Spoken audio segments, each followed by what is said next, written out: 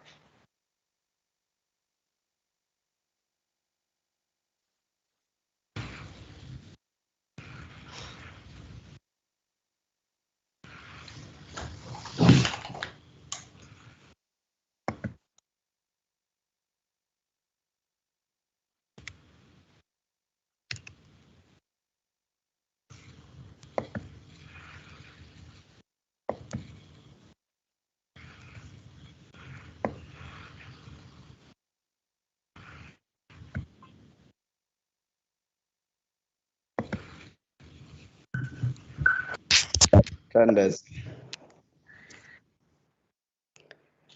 Almighty God, where you've called us to govern this province, Father, we ask your help to make decisions and laws that will be just and will promote the interests of our people. Almachtige God, ons bid dat u gedurende ons vergaderings ons die nodige wysheid sal gee en ons motiewe suiwer sal hou. En dat u ons sal help om ons tekortkominge te oorkom en al ons besluite aan u op te dra. Sigrela Nkosi ilizwe lethu nabantu balo. Umisele Nkosi kulunga kuphondo lethu. Nkosi sikelela eAfrika. Gcina abantwana bayo. Kokhela Nkosi inkokheli zayo. Nike uxolo Nkosi iAfrika. All this we beg in your most holy name. Amen. You may all be seated.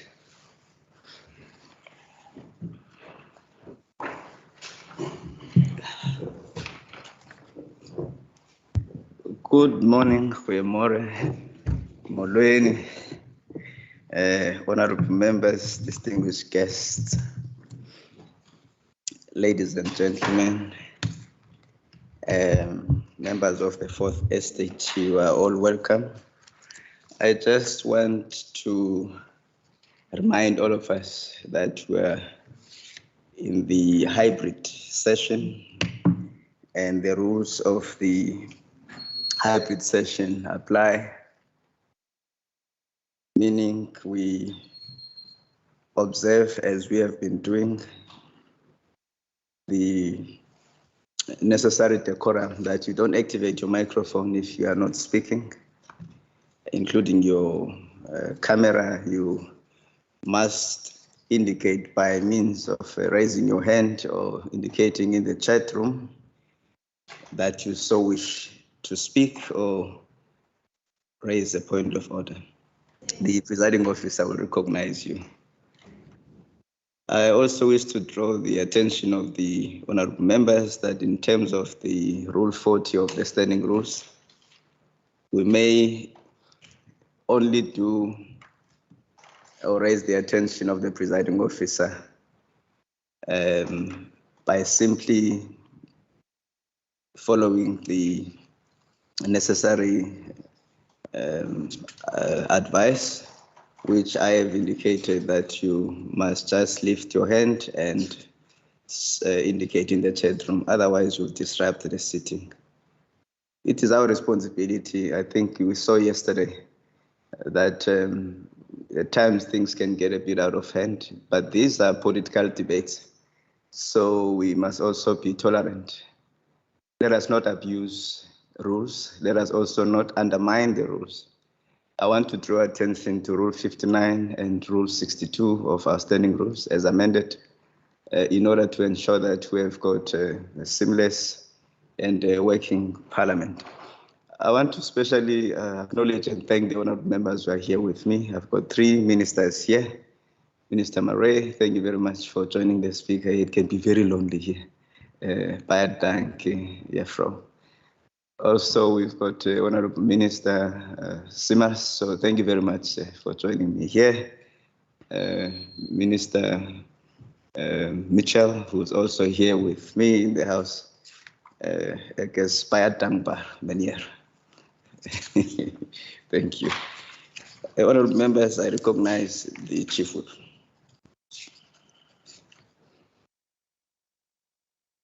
Thank you, Mr. Speaker. Good morning. I would like to inform the House that, as agreed to by the Multi-Party Forum of the Programming Authority, the debate of public importance will move forward to after vote 2 and before the consideration of committee reports. Thank you. Thank you very much, Honorable Chief Whip. Honorable members, are there any objections to the motion by the Chief Whip? No objections. Motion. Thank you. No objections. Motion agreed to. Thank you, honorable members. The secretary will read the first order of the day.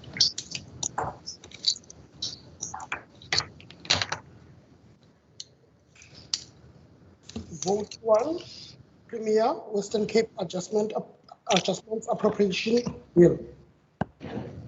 Thank you very much, Mr. Stemele. Honorable members, I recognize the first citizen of the Western Cape, His Excellency the Premier. Thank you. Thank you very much, Speaker. I think we should rather say the first public servant rather than the first citizen, but I appreciate it. Thank you very much. To the Honourable Speaker and Deputy Speaker, to my Cabinet colleagues, Leader of the Opposition and members of this Parliament, to the DG and all of our officials, be they HODs or every official in our department, and of course to the citizens of this province. Thank you very much for this opportunity. Today we are tabling a budget that backs you, a budget that focuses on digitizing our government and on bringing it into the future. Of course, we must never ever waste a crisis, and I think that's what's definitely happened over the last nearly 2 years, is enabling innovation. I think just the very reason that we are able to continue with our parliament in this excellent way just shows that we are able to move with the times. We are able to really bring ourselves into that very future that we've been speaking about for so many years. Speaker, I would also like to use this opportunity to thank Minister Mania and the Provincial Treasury all of those dedicated men and women in our Treasury who, despite lots of pressure, and especially last-minute pressure because we were waiting and having delays, ongoing delays on getting our numbers through, and of course they had to put in many hours, weekends, late nights, to make sure that we could actually still reach our deadlines of these budgets, budget tablings, the MTBPS, as well as these very budget debates. So I really do want to thank every single one of them. I want to say that, of course, we're in difficult times. I think the medium-term budget policy statement really outlines that. That was delivered by Minister Mania. And, you know, we've got these tough times. There's economic growth is down. Our poverty levels are up.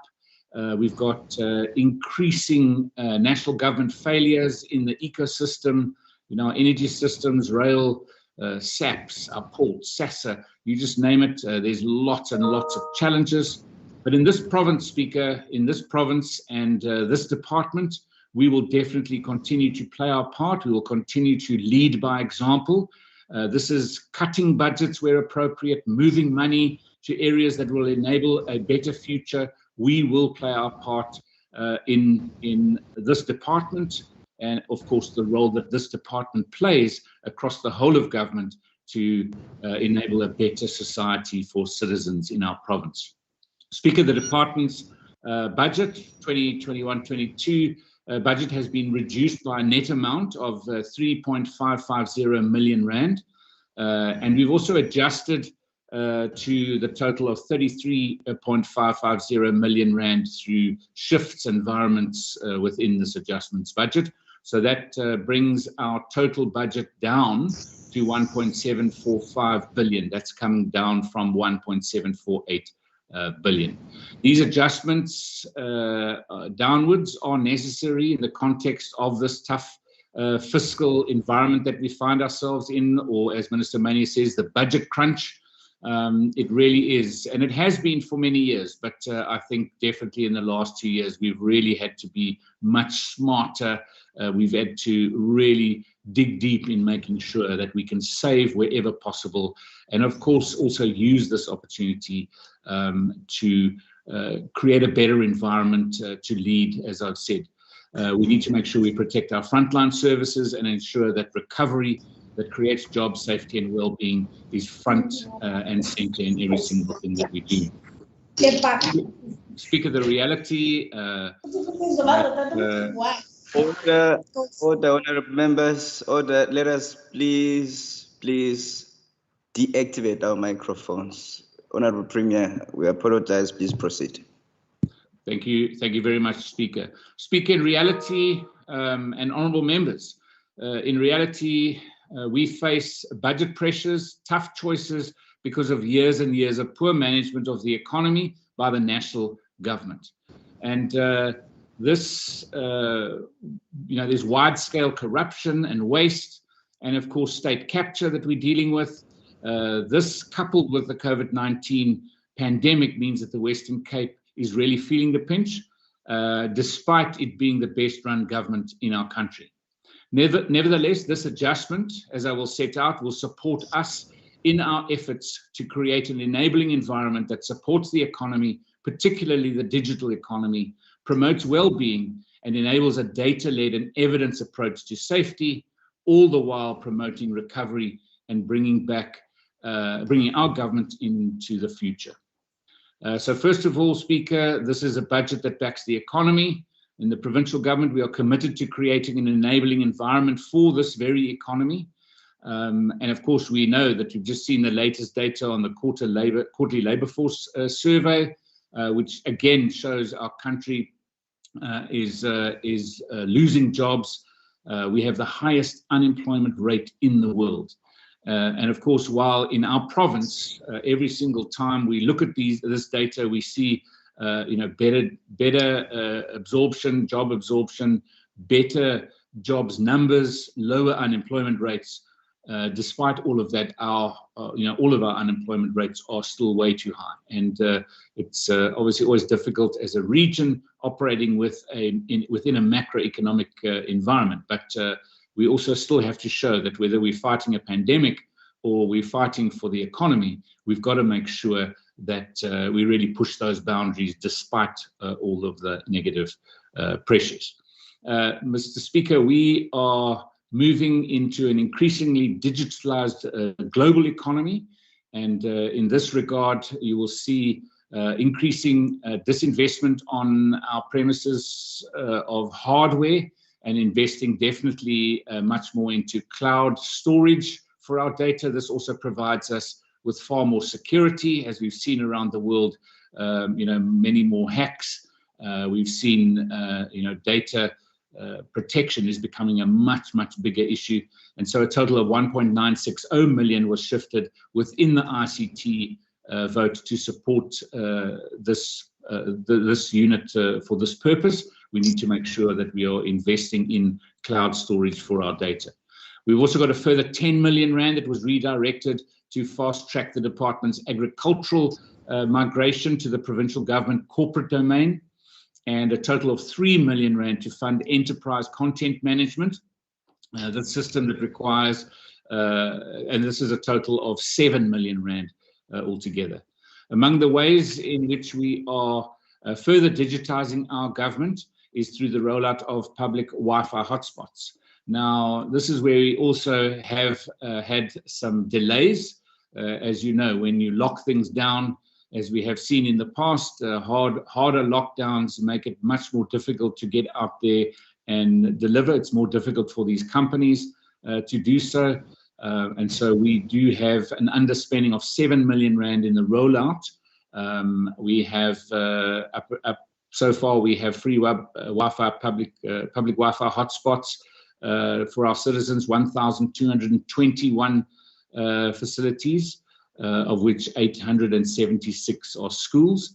But we are still progressing towards our ultimate target of 1,600 Wi-Fi hotspots.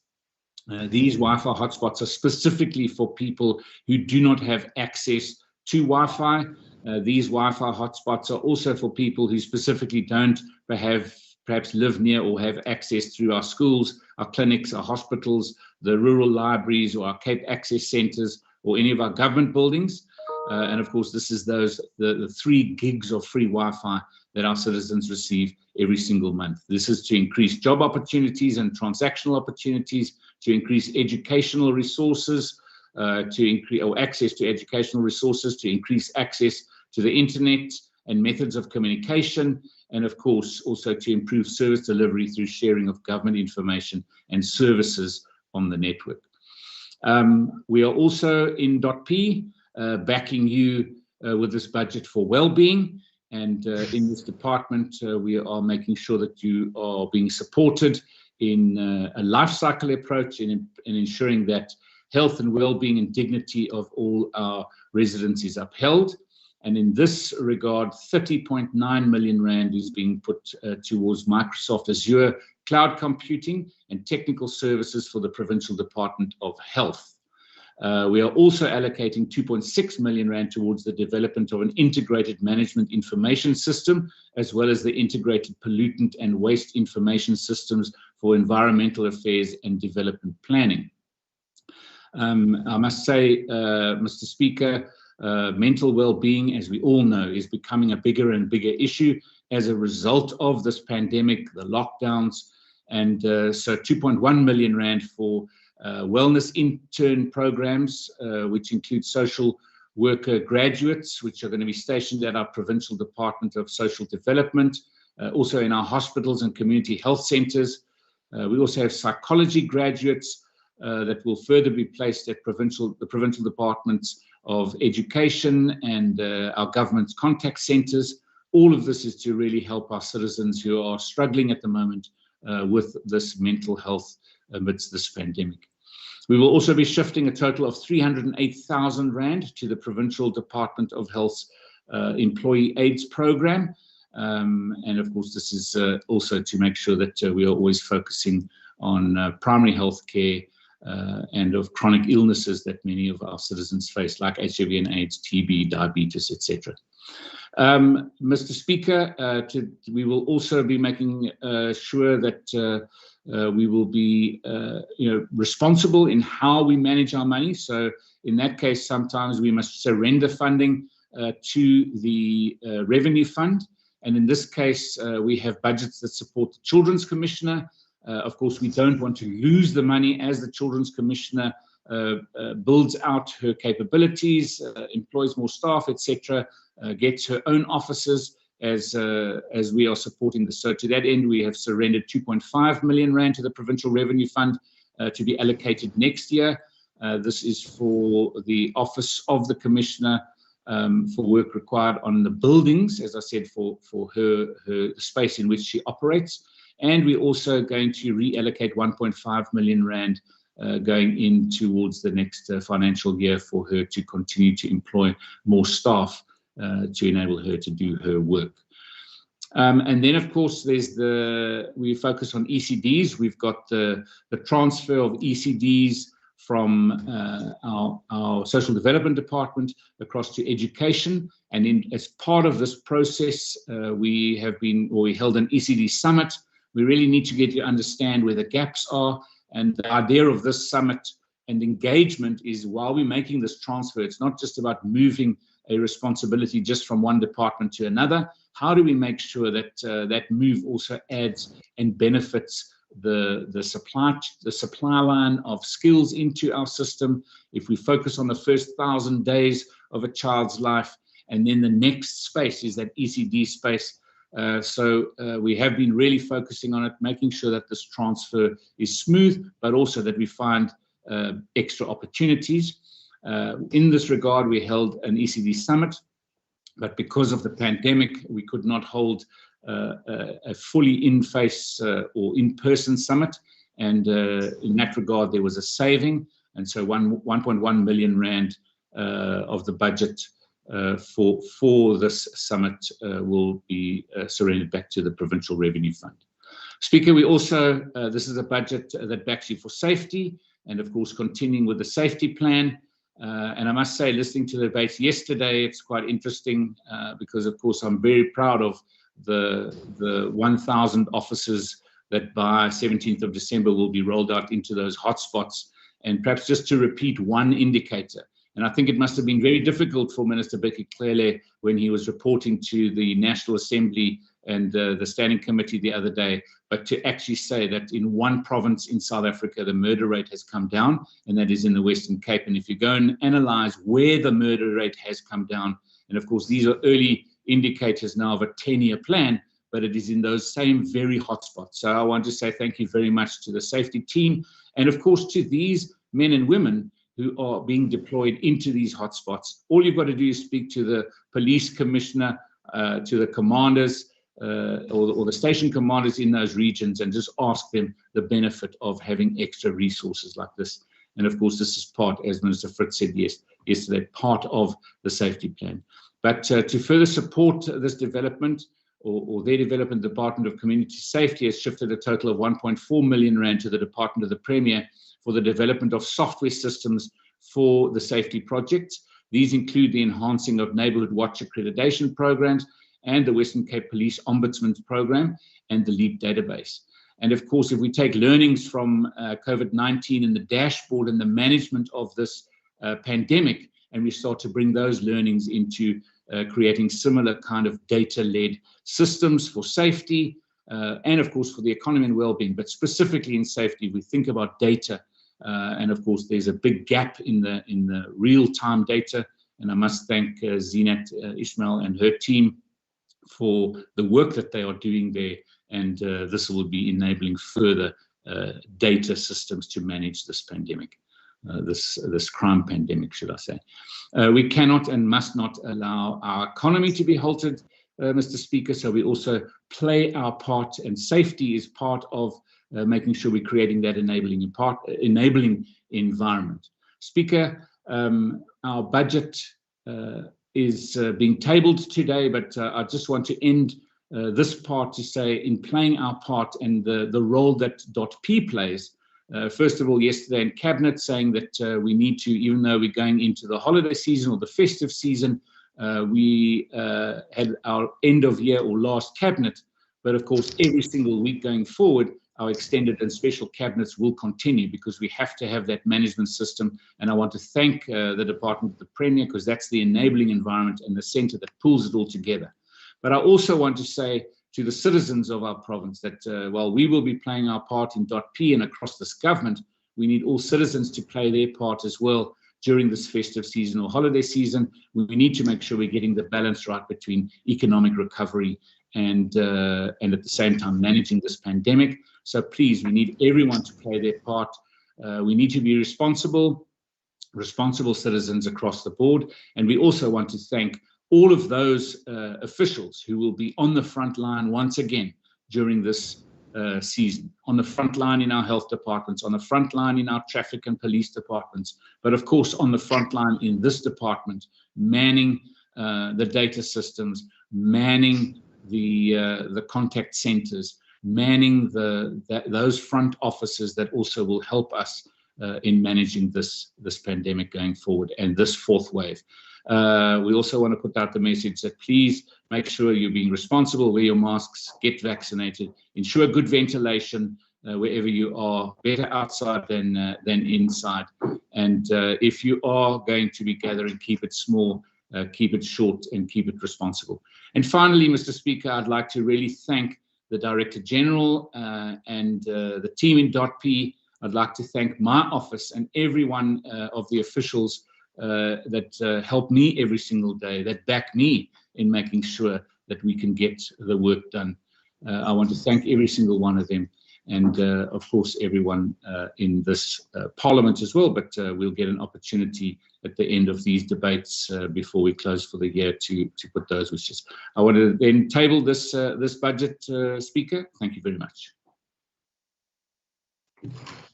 Thank you, Honourable Premier, and once more to the House. We have now the opportunity to welcome the Leader of the Opposition, Honourable Dagmo. The time is now for you to address us, Honourable. Good morning, Speaker. Good morning, Premier, and all colleagues and officials. I want to thank the Premier for his input, but also remind the House that even though this particular department is decreasing in the adjustment by literally 3.5 million, we need to acknowledge that the adjustment itself amounts to an increase in 1.4 billion rand to the Western Cape. And we need to give credit where credit is due, in the sense that the presidential... Sorry, there's a lot of noise. Sure. So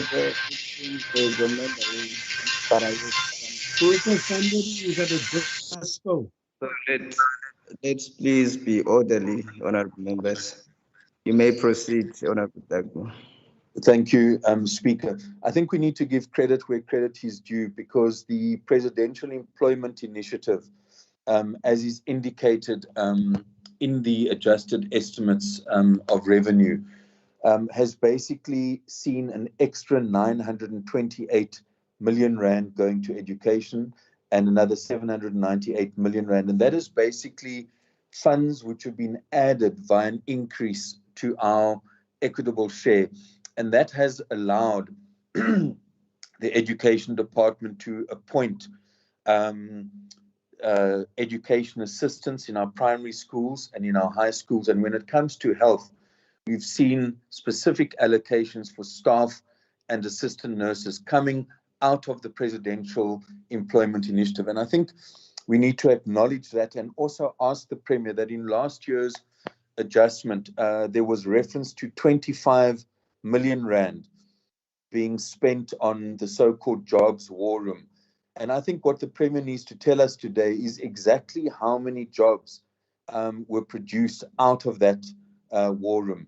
And we should not claim easy victories. The Western Cape has always been fortunate in having an unemployment figure lower than the national average, given a number of particular comparative advantages that we have. Here we have a Presidential Employment Initiative literally pushing in over R1 billion into public employment. We have an announcement by the Premier of a 25 million rand jobs war room, but absolutely no evidence as to how many jobs that particular war room has produced. We should also acknowledge that when we discuss the adjustments, that we're also seeing an increase in our provincial equitable share, which is going to help us to meet the wage agreement of 2021. So, you know, to create an impression, and the Premier didn't particularly do that, but his MEC did that, create an impression that there's a national government seeking to punish the Western Cape is simply not true. There are equitable allocations based on formulas, and they have been particularly designed to meet the loss of employment. Leave aside the issue of the 350 Rand TERS grants and the money that was boosted unemployment insurance. The reality is the social wage, which the MEC refers to, is essentially all of it comes from national policy around the issue of no-fee schools, the issue of pensions, child support grants. So it's disingenuous for the MEC to talk about a social wage, whereas all of those allocations come from national policy. And Premier, I once again reminded the MEC yesterday that while he talks about a social wage, he says nothing about a living, a minimum wage, which his own party opposes, and your party as well. The fact that the President initiated a process to ensure that many domestic and farm workers get at least in the region of 3,500 Rand per month. And the Democratic Alliance actually talks about a social wage, but he's actually against even a minimum wage. And that is something that has come through. So I think we also need to note that in these adjustments, we've also seen increases in conditional grants coming from the National Treasury, and that needs to be talked about. But Premier, one of the things that you talk about in regard to the digital economy, I want to remind you that when you were Honourable Premier, the MEC for Economic Development, on the 7th of April 2014, you signed off on a motivation which came then from the Department of the Premier to request for approval to enter into a transaction that binds the Western Cape government to a future commitment beyond the 2014 medium-term expenditure framework. And that's essentially around the broadband initiative. And when you look at what you actually signed off on, you would see that in the year under discussion, 2021-22, it was envisaged that the service provider would receive an amount of 334 million. And there's also a reference in the document that you signed to projected voice savings of 363.8 million. Now, when you look at the budget in your department of 1748, now reduced to 1.745 billion, the Centre for Innovation is 1.1 billion Rand.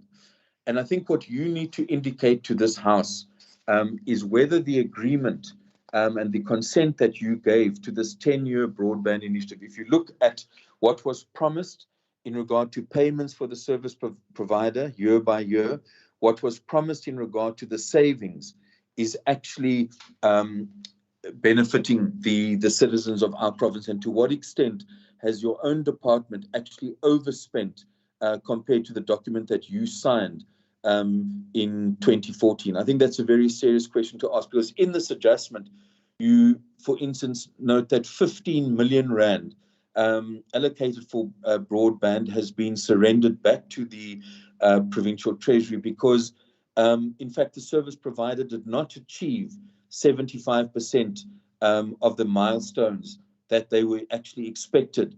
So we even see an underperformance in regard to the service provider. And then in regard to the 7 million that has also been surrendered back to the Provincial Revenue Fund, indicates that in regard to the municipal project, in regard to broadband, the phase 2 upgrade targets were not actually met.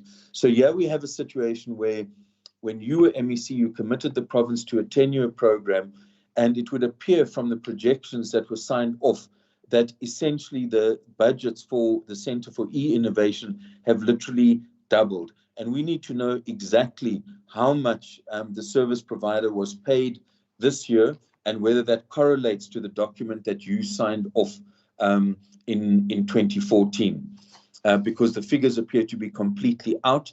And while you talk about linking up to the digital economy, we are not being told the whole story as to whether the broadband initiative has actually proved to be value for money. We still do not have a situation where in every single ward, beg your pardon? Thank you. Your time is up. And just in conclusion, Speaker, I wanted to thank the Premier for support for the provincial funerals. That was something that we did raise in the committee on a positive note. Thank you. Thank you, Honorable Dagmo. Honorable members, I now recognize Honorable Makamba Bocha. Thank you, Speaker, and greetings to the Premier. The Office of the Premier cut the budget intended for non-profit organizations by 400,000. As the EFF, we find this to be very concerning in these difficult times of COVID-19 pandemic, where NPOs providing assistance for humanitarian relief are supposed to be empowered with funding. We find the Office of the Premier cutting funding intended for these institutions and purposes. Moreover, Speaker, as the EFF, we are also not happy about the surrendering of 2.5 million to the Provincial Revenue Fund, which was originally intended to be used in the acquisition of permanent accommodation offices for the Children's Commissioner. One of the challenges facing the Office of the Commissioner is also to be accessible to children in remote and rural areas of our province. Now, what we are to make of this thing that the Commissioner cannot even find permanent offices and stability, whilst the money intended for that is busy being surrendered to the Provincial Revenue Fund. The EFF is also disappointed, Somlomo, that when it comes to the statements of gifts, donations, and sponsorships received and granted, we do not see even a single African Black person being granted a donation towards their funerals. This is very much disturbing. It is for these reasons that the EFF does not support the vote. Thank you. Thank you, Honorable Makamba Bocha. Honorable members, I now recognize the Honorable Heron.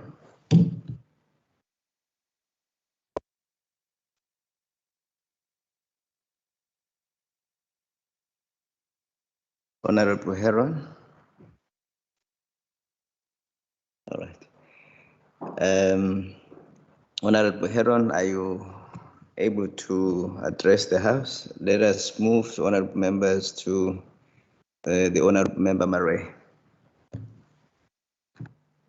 Thank you, Speaker. In my 1 minute, sir, I want to put a positive spin on this whole debate. We have spoken enough in the committee stadiums on these debates, and I just want to compliment the Premier on this budget, his tabling, and to say that I wish him well. There's a lot of shifts, lots of vehemence had to be applied in order to keep this boat afloat. And I always show the example, when a boat is sinking, all hands on board must help. It's no use sailors fight the captain. We must first get to a safe port, and then we can fight with the captain. We're not out of the doldrums yet. Things are going to get even worse in the Western Cape because of budget cuts and the COVID.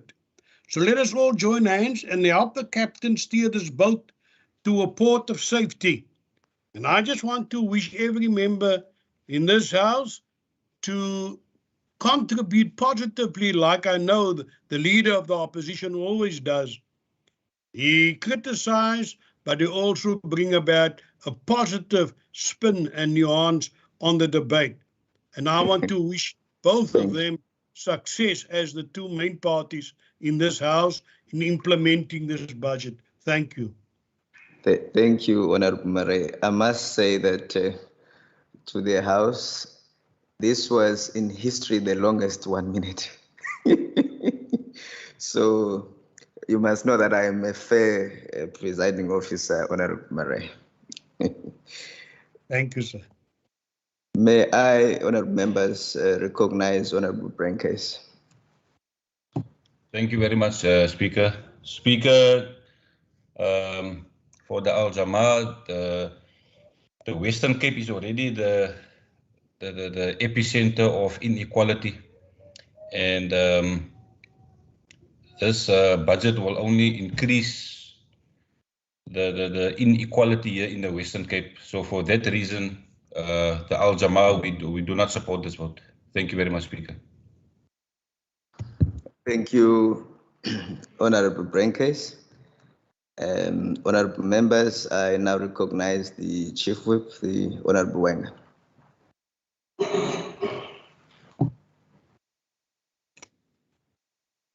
Thank you, Honourable Speaker. When the COVID-19 pandemic first arrived on our shores, we were so often isolated from our friends, family and communities that we looked to government and institutions for answers. We needed financial and regulatory support for our businesses, information on our healthcare system, and the quick distribution of communication about how to stay safe. We needed, and we continue to need, a responsive government that understands its responsibility in serving the people. Critically, this means that a government must spend its limited resources on what is most important for the greatest benefit of all. And that is what we have found in the Western Cape government. The impacts of the pandemic continue to have a ripple effect across every sector and every department. And this is why the Department of the Premier has shifted 3.2 million rand to other provincial government departments to support, for example, the Health Department's efforts in protecting employees through the Provincial Employee HIV and AIDS Programme. Also, the Economic Development and Tourism's partnership with stakeholders across the province to promote recovery and job creation, and ensuring a smooth transition of the ECD programme between the Department of Social Development and Education through the ECD Summit, which was held in October. This department's priority of creating and supporting innovation within government is seen through assistance to 5 departments to the value of 36.7 million rand in the development of IT systems and programs. To remain the most responsive and agile government, digital systems and programs ensure that the province can best serve our residents. More than this, Speaker, the department saved 11.5 million rand on the cost of employees, in part thanks to the frugal management of the department's wage bill. This is proof that it is possible to create a leaner government without compromising service delivery. I'm pleased, Speaker, that the allocation of 3.6 million rand for the offices of the Children's Commissioner and staff have been approved for rollover to the next financial year. The work of this department is to serve one clear goal: to uphold and protect the dignity of every person and child in the Western Cape. This is why the department spends 2.1 million rand to back mental well-being.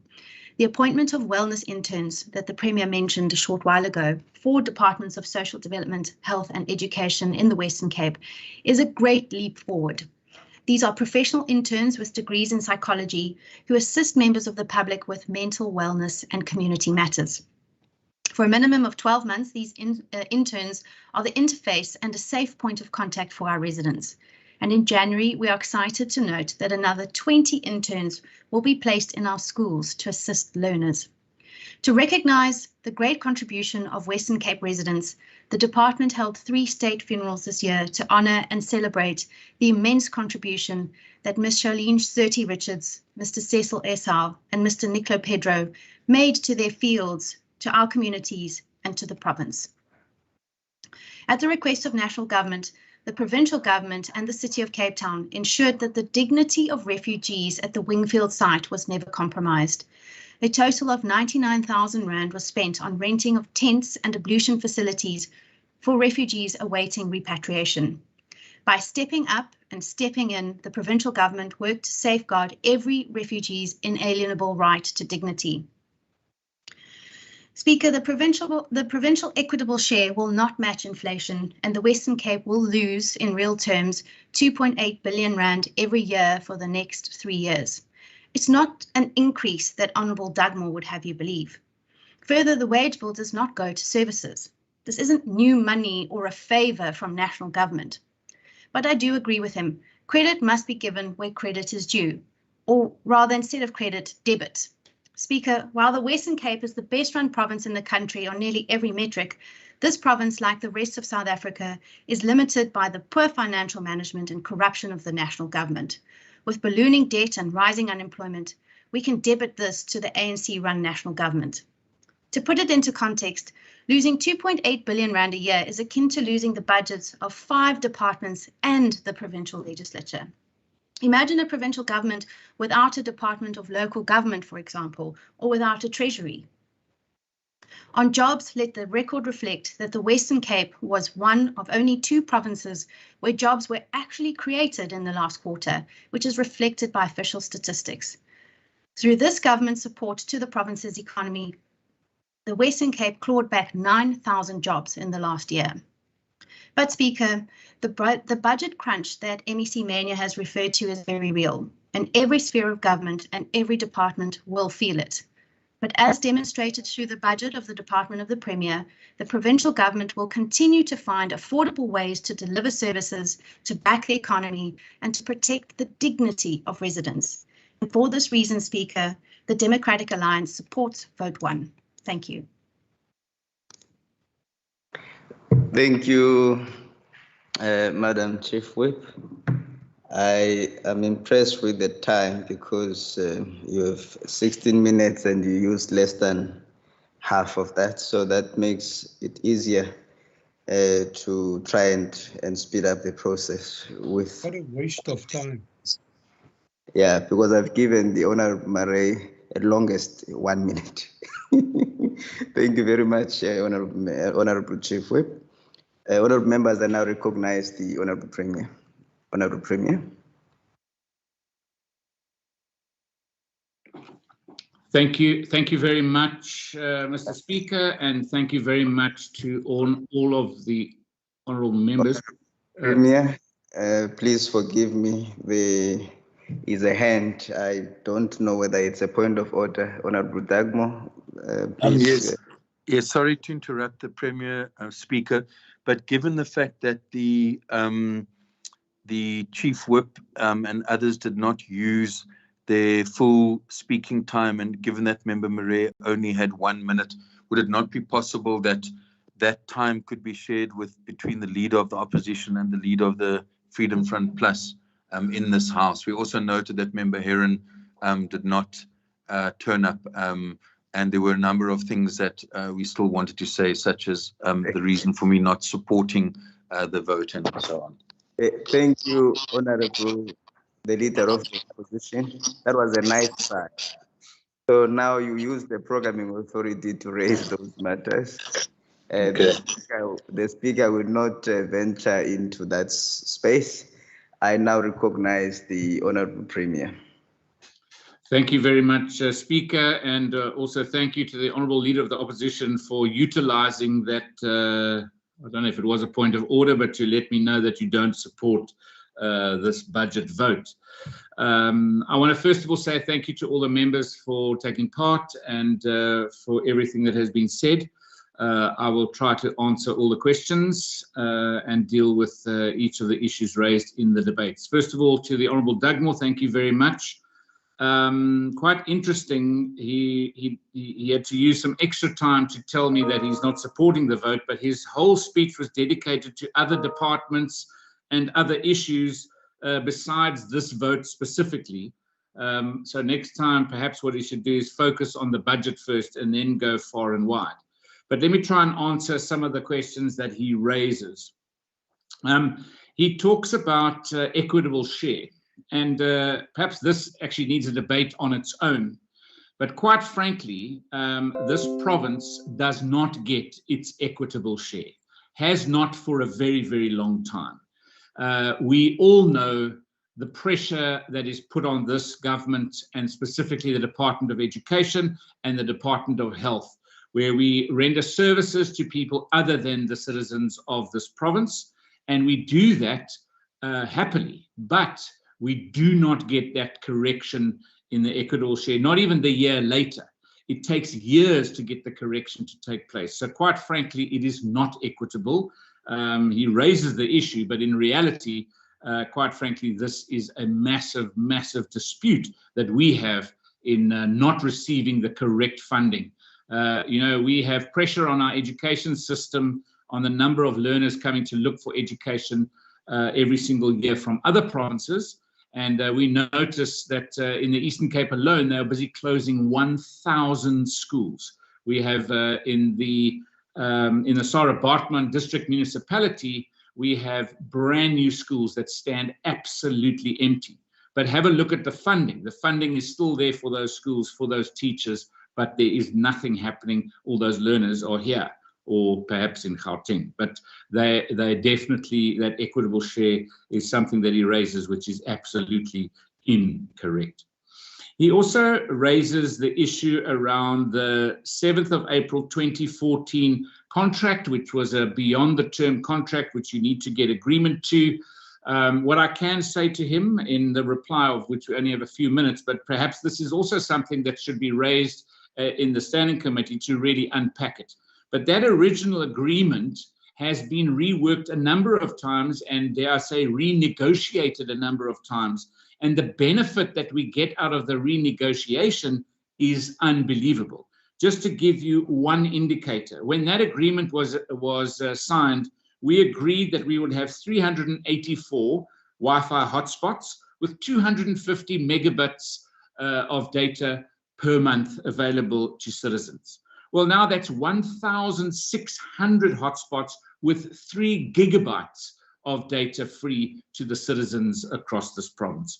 A great renegotiation of an existing contract in 2014. But I mean, we can roll out far more benefits, but perhaps also, and in a lead up to that standing committee discussion, perhaps also to say the role that our agreement and this very Wi-Fi rollout agreement and the difference that it has made over time, not only in the free Wi-Fi hotspots, but also in the connectivity of our schools, enabling education outcomes. We were looking at a data usage metric the other day, and in education, on our education platform, the Western Cape uses more data per day going into education than all of the other provinces put together. That is a really interesting metric, and we could probably have a debate for at least an hour just on that very metric. So this contract that he raises, perhaps I should also add, it is part of an ecosystem. It is linking not only citizens without connectivity, as I said in the budget speech, but it also is part of the economic ecosystem. This ecosystem where free Wi-Fi hotspots are also linked to the education pull-through, but are also linked to the barn in Khayelitsha, the barn in Woodstock, the ICANN Center in Elsie's River, the enabling environment for tech and innovative businesses. It is also linked to, at that same time, around that same time, where we in the economics department engaged nationally with the then National Minister of Finance. He said, no, we're not going to become a finance hub. He wasn't interested in it. It was myself and Mandla Nkomfu, who was the Gauteng MEC, then went to go and see the finance minister. When he turned it down, I came back. The Department of Economic Development put a 1 million rand study together. That eventually ended up identifying us to put skills and financial skills and specifically fintech skills in place. We raised 30 million rand for the private sector, started alongside with UCT, a fintech degree. If you move forward to the ecosystem that has enabled from then 7 April 2014 that the Honourable Member speaks about, we are now talking about an ecosystem where we are known globally as a fintech destination, the Silicon Cape region of Cape Town and Stellenbosch. More fintech jobs in this region than in Nairobi and Lagos put together, and pushing more fintech jobs than Gauteng. If you look at that ecosystem, there are now 173 fintech companies of which one is Katlego Mapai's Yoko. His last funding tranche he got was 1.2 billion rand invested into his fintech company.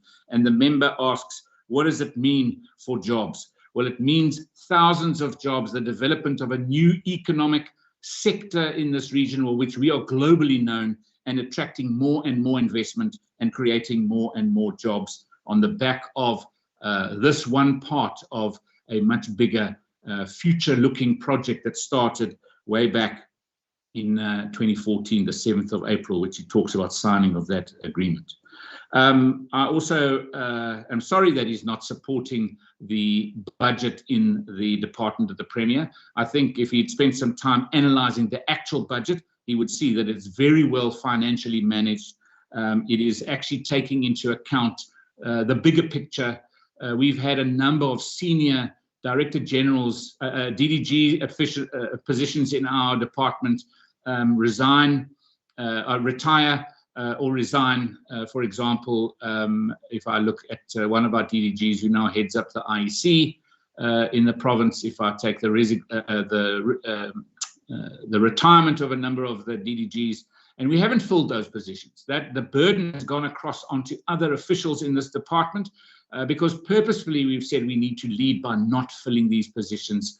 We need to try and retain our funding for those core service delivery departments that are really feeling the financial pinch at the moment, or financial crunch, as Minister Mania says.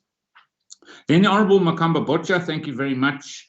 You talk about funerals and no black person was funded for a funeral. Well, quite frankly, this is a policy-driven state funeral budget. Someone has got to apply. I promise you, we do not say what colour is this person before we will fund them. We apply the policy of understanding the contribution that these individuals have made to society, to the whole of society, every single person.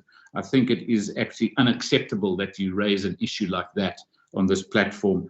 And quite frankly, go and interrogate the policy, go and have a look at who have been supported and which families have been supported in the state funeral space of this department. You also speak about the Office of the Children's Commissioner.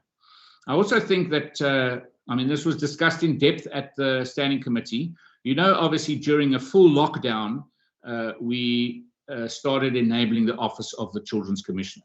We first of all did it within our government spaces and gave her an office space because it wasn't feasible to go out during a full lockdown to go and try and find and expect her to go and find office accommodation. And therefore, we must roll over the money. It's not being taken away from her. And it is for that very reason that she has chosen to open offices not in one of our buildings. She's purposefully going independent of our buildings and finding a space in the communities as you speak. That is exactly what the money is being spent for. And that is why it's being rolled over. So she still has it available to do exactly that, to move her office out of our office space. So I think that the issue that you raise is actually a non-issue. It is already being dealt with, and it was spoken about in the Standing Committee. So too, the rollover so that she can staff that very office when it opens in the area where she chooses amongst the citizens. The Honourable Marais, thank you very much for your compliments. I can assure you that this department will continue to work day and night to make sure that we not only play a part as .P for the services that we render to the whole of government, but especially now going into the fourth wave once again, that we are all on duty through this period to make sure that we once again offer the citizens the best possible world-class response we can to this wave. Can I say to the Honourable Brinkhuis, it's you need to, sir, go and check your facts. While I absolutely agree with you, the Gini coefficient globally is getting worse. The Gini coefficient in our country is getting worse. But you say this is the epicenter of inequality. Please, sir, go and look up the word Gini coefficient. go and have a look at the Gini coefficients of cities across South Africa, and go and have a look at the Gini coefficient of this province versus other provinces, and you will see that you are wrong. Then to the Honourable Winger, thank you very much for once again supporting this budget, for raising various issues to talk about how this budget has been spent, and specifically you did raise the issue of the 99,000 Rand. Sometimes in government you have to make decisions that perhaps aren't according to your core mandate. You have to make decisions that are in the best interests of your citizens, and that perhaps is where we really are putting a lot of energy into safety and making sure we're dealing with crime, because we have a failed police management system in South Africa. We have a failed crime statistics system in South Africa. We have a failed criminal justice system in South Africa. And so obviously in the interest of the citizens, we step up wherever possible. And in this case, again, it was because we have a brand of dignity, we have a core value of dignity, of making sure also that we are protecting the brand of our region. And when Minister Motsoaledi phoned me to say the contracts have ended, this was support by the national government as well as the local government, the city, in support of a refugee camp. You will all remember it. These were the refugees that were in a church just outside our legislature building for quite a long time.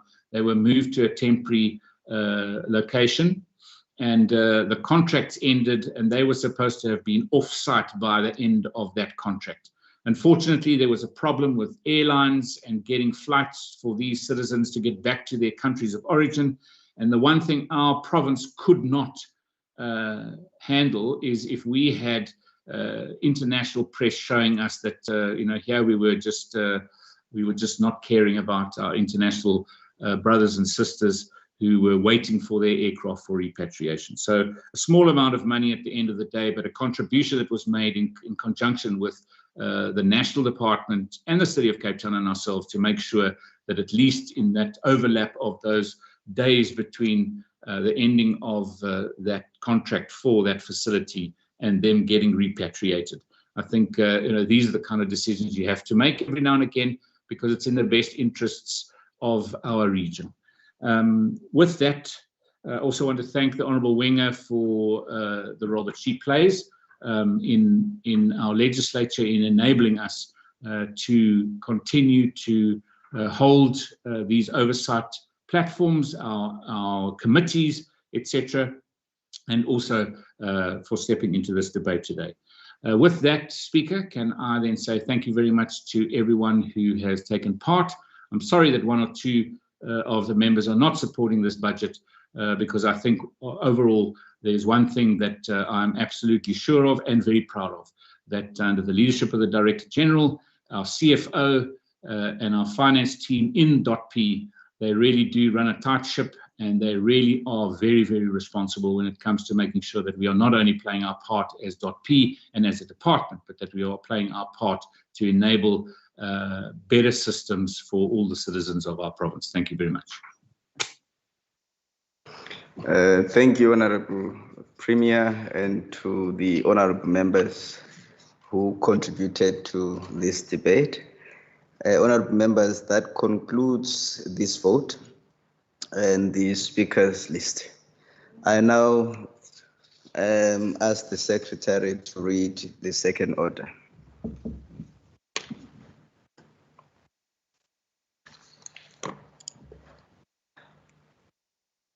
Debate on Vote 13, Cultural Affairs and Sport, Western Cape Adjustment Appropriation Bill.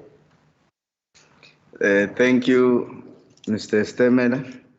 Honourable members, I recognize the Agbare Minister Mare.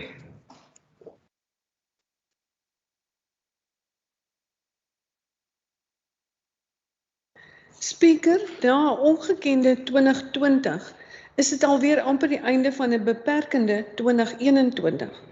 Hierdie jaar het, soos wat ons verwag het, met bykomende uitdagings gepaard gegaan.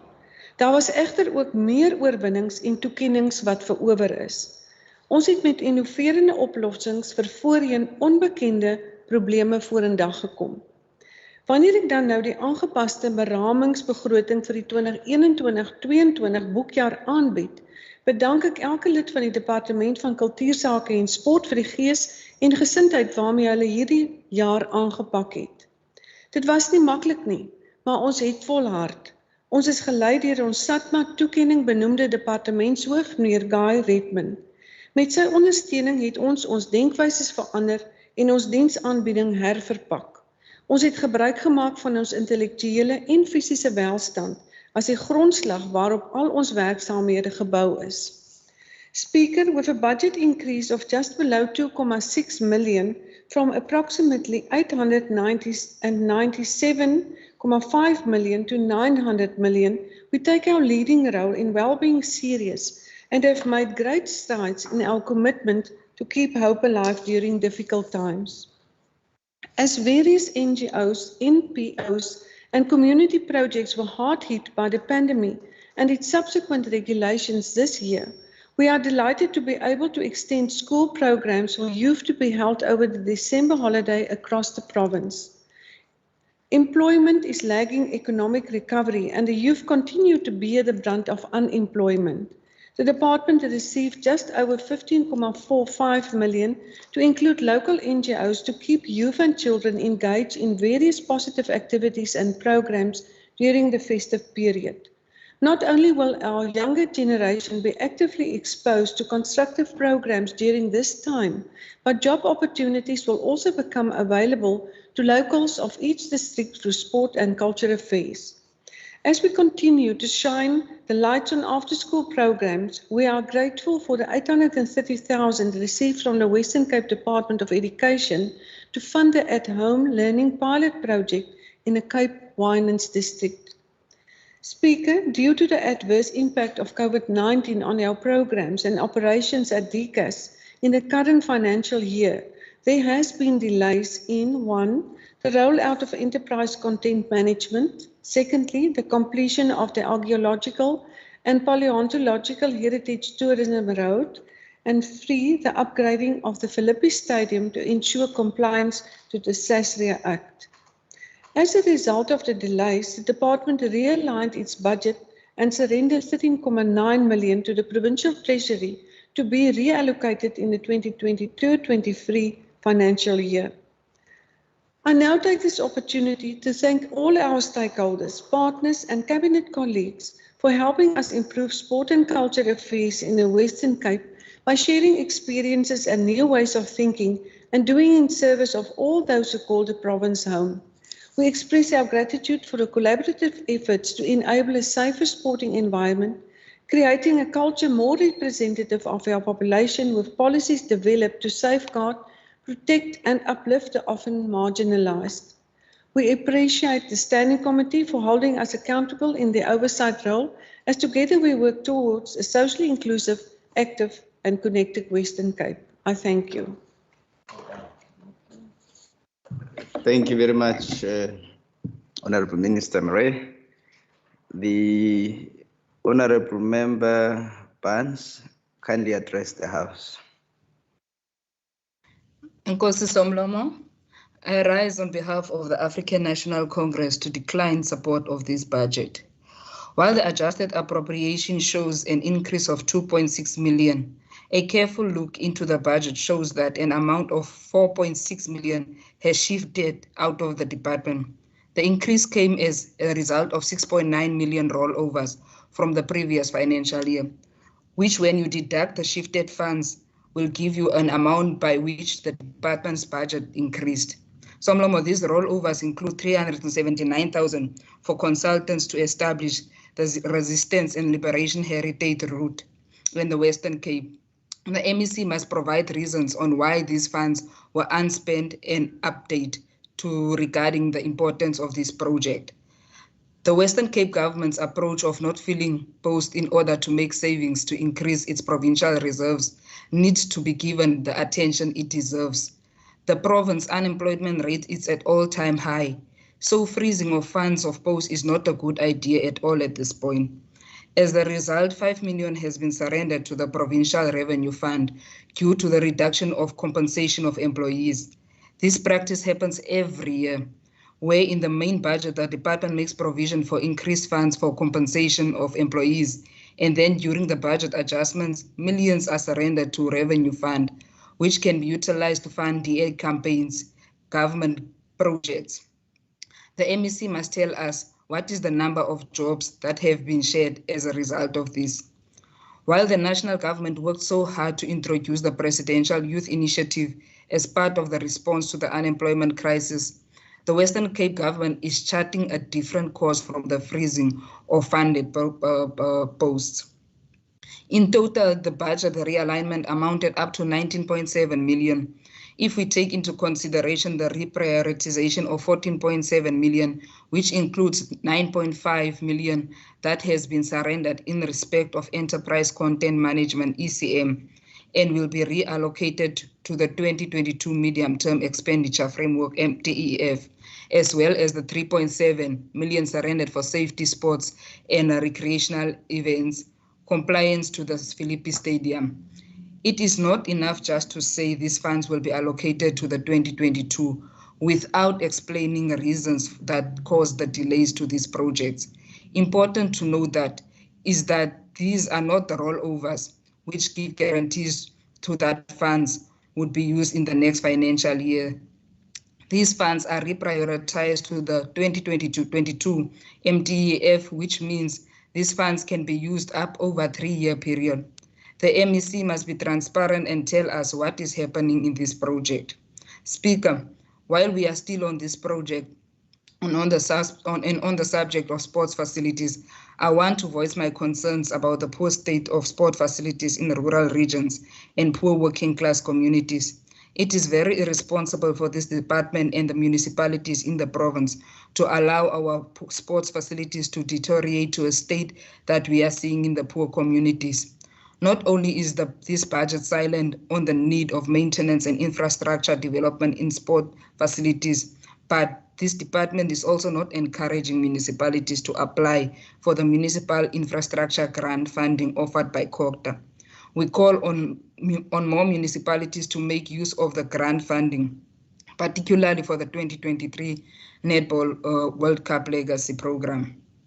While the department makes provision to fund netball development in the West Coast through the West Coast Netball Union, there are some complaints on the ground about transformation in the union, as the executive is all white and there is no visible development of netball infrastructure in the region. We call on the MEC also to look into this one. Speaker, the COVID-19 pandemic continues to wreak havoc in the lives of artists and athletes. It is really disappointing that no provision is made for COVID-19 relief funding for arts and culture and heritage, as well as for the Western Cape Sport and Recreation COVID-19 Relief Fund. This clearly shows that the MEC and the department simply don't care about the plight of artists and athletes. This department would rather spend millions contributing towards the British Irish Rugby Tour than to fund grassroots sporting development and supporting the poor artists and athletes. We want to call on the MEC to consider making provision for a fund to address racism in sport. The painful stories told by former national team players in these sport codes necessitate the creation of an anti-racism program in the sports event. Net te denke wat ek wil laat aan u speaker is dat ek wil hier net hier laat 600,000 is verskuif na departement van premier. Wat mens wil graag hoor is dat kon dit nie 'n verskil maak aan atlete, musikante wat dit so broodnodig gehad het nie. Dit is nie asof die departement nie 'n behoefte het nie om net skuwe te maak nie. Maar laastelijk wil mens graag dit noem, speaker, dat hierdie departement word in geen sins gesien as 'n belangrike departement. In closing, speaker, in line with the traditional leaders and the Khoisan Act that has been recently amended, speaker, one would want to see that this act demands place in government, especially that the department in this province would have loved to see more funding being shifted towards the process of recognizing and establishing a provincial house of traditional and Khoisan leaders, and councils for them for the promotion of their languages. On this basis, Speaker, the ANC does not support this vote. I thank you. Siyabulela Mamfe, Nkosi. Thank you, Honorable Banks. Honorable members, I now recognize the Honorable Makamba Boja. Manqoba. Enkosi Somlomo. Speaker, most schools and townships in the Western Cape still do not have sporting facilities which accommodate different sporting codes. This is a difficulty that the department must seriously look into, because one cannot aim for mass participation in sports whilst people in the townships do not even have facilities to train and participate in those sporting codes.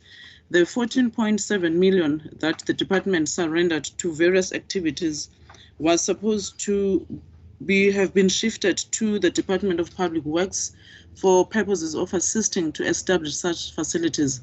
Expecting mass participation in sports without facilities in place is like expecting a worker to produce excellent work without providing them with resources to do so. And for that reason, Speaker, the EFF is not in support of this vote. Thank you. Nkosi Manqoba.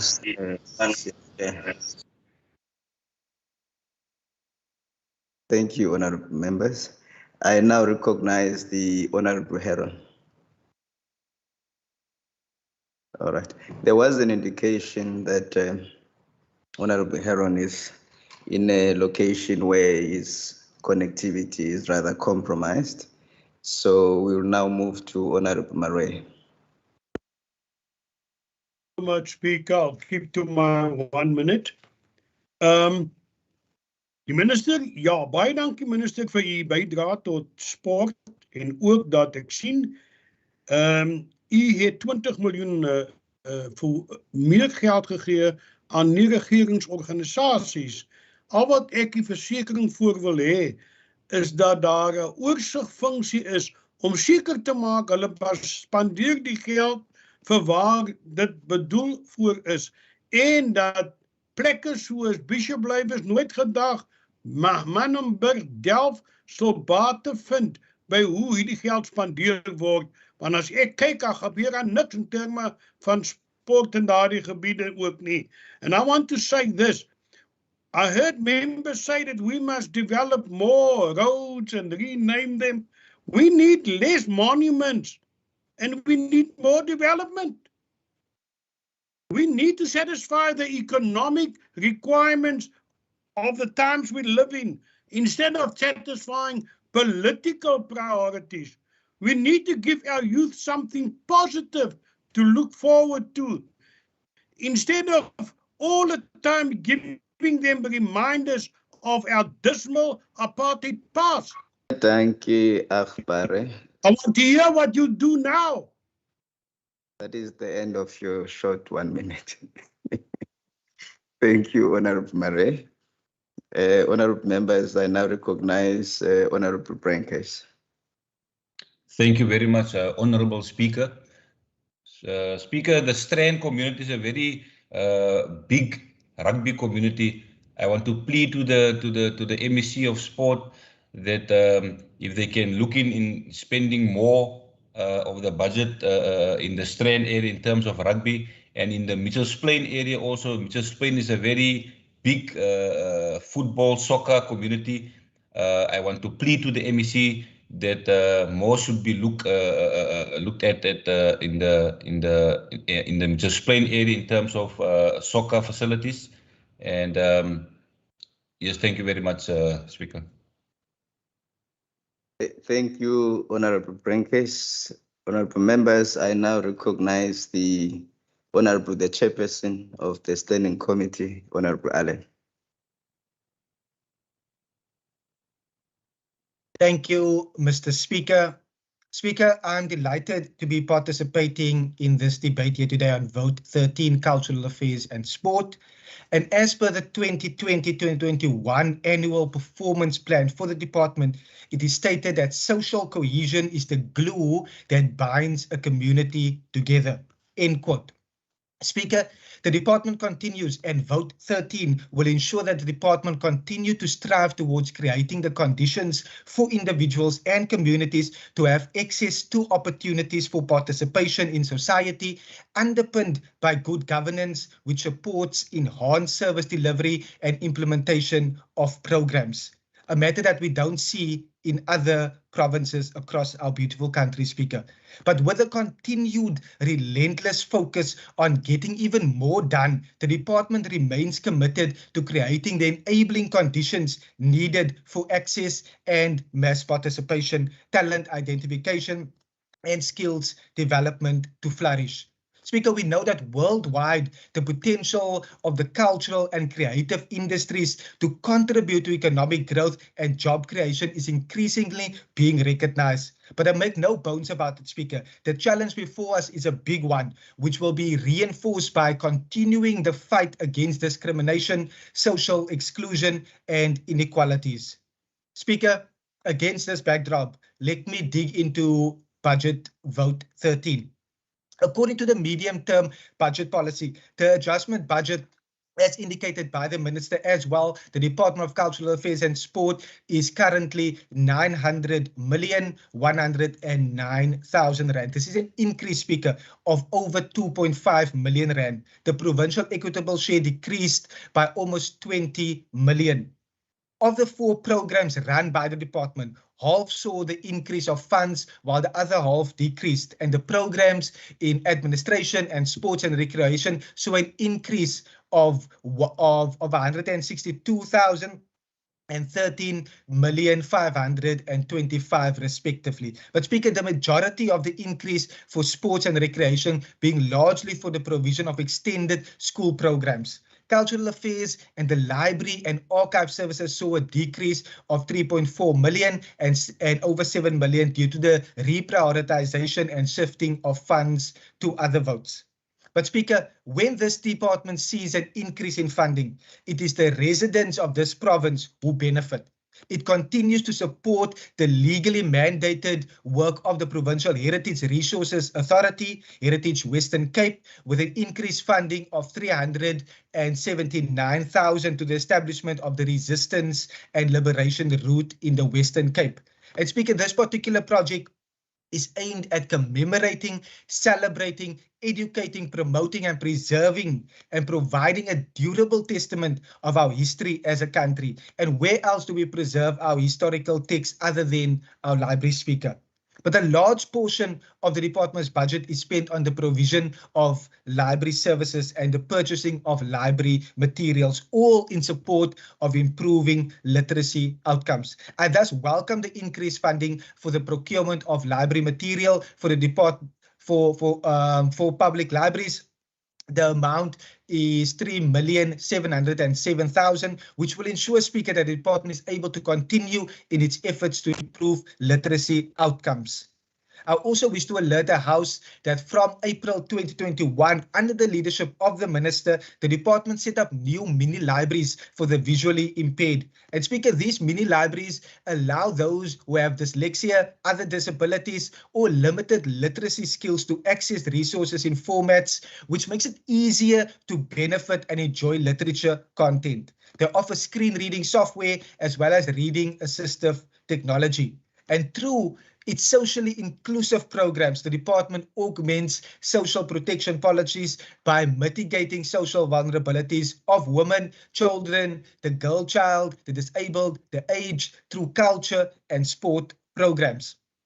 Speaker, the department further should be commended for its initiative, which is a clear example of a caring government and innovative government that is committed towards building an inclusive province.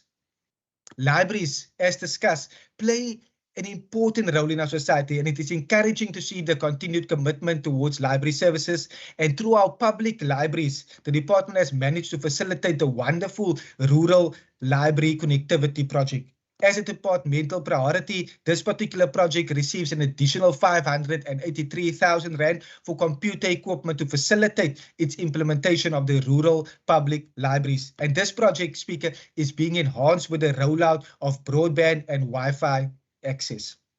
Speaker, This speaks directly to empowering citizens, as the project provides free internet access to enable the completion of online job applications and engagement with online learning, allowing people to upskill themselves and to be competitive in the job market. During the pandemic, we saw the Department of Cultural Affairs and Sport provided 516 opportunities for young people through the Youth in Service programs to provide our young workforce with direction, skills, and confidence. Furthermore, it created 473 jobs through the arts, culture, and heritage programs.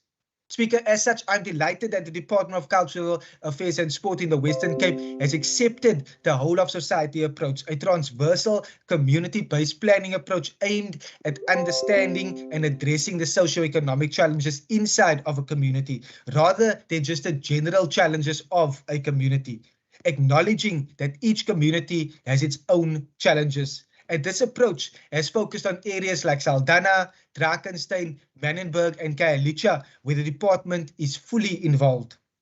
It is further in understanding the whole of society approach, which ties in with the sad reality that the country's low growth rate, the volatile exchange rate of the South African currency, coupled by the impact of COVID-19 and various irrational lockdown restrictions, the department is increasingly focusing on cultural and creative industries as a potential contributor to economic growth and job creation. And Speaker, this is demonstrated in the job opportunities that were created during the previous financial year. In addition, the department aims to support and strengthen the institutional capacity of arts organizations and practitioners. Further, to support provided to the sector included providing financial assistance to 79 arts and culture organizations during lockdown, while assisting over 15,000 people with COVID-19 vaccine registrations at municipal libraries from April to November this year. The department further not only mitigated the harsh realities arising from lockdown, but played an active role, Speaker, in the recovery of the province as well. I'm thus happy to announce that 41 major events were held while adhering to strict COVID-19 regulations to keep sports industry alive. Speaker, let us not forget about the good work done by the entities under the department. For starters, the Western Cape Cultural Commission supported 7 cultural councils in Paarl, Retreat, Pinelands, Khayelitsha, and Ayanga through the transfer payments to achieve diverse cultural activities within their communities. It appears that the opposition did not read the entire vote. So I wish to remind them further that another 7 facilities in Oudtshoorn, Stellenbosch, Machikama, Drakenstein, and Bloemfontein were upgraded and maintained to ensure safe cultural facilities for residents.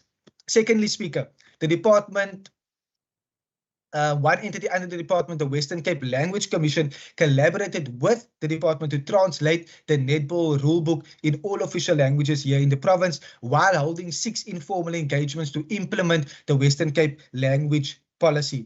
And last but not least, Speaker, the Heritage Western Cape identified and declared the following sites: Langa Pass Office, the Gugulethu 7 Memorial, Freedom Square, Princess Vlei, and Blouberg Nature Reserve as provincial heritage sites.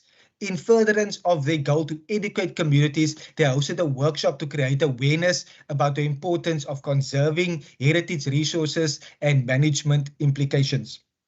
And to reiterate, Speaker, this department has provided support to 79 artists and culture organizations in the province, while national government first mismanaged a 300 million PESP fund for struggling artists to such an extent that those artists were camping outside of the national minister's offices up in Gauteng.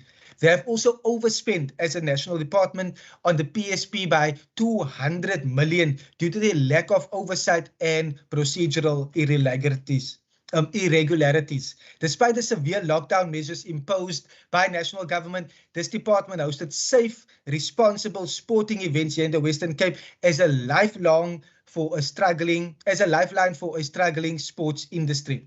And Speaker, as I close, despite wholesale neglect and mismanagement of our national treasure, Robben Island Museum, by the national government, this department injected funds into the establishment of the resistance and liberation route in the Western Cape.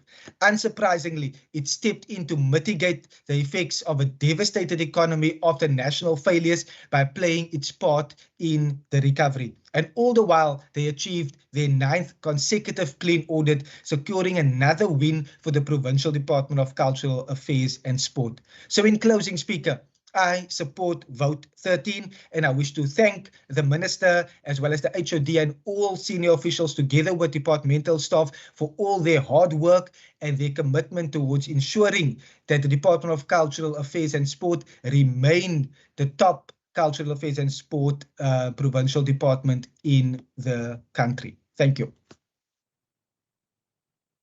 Thank you, Honorable Allen.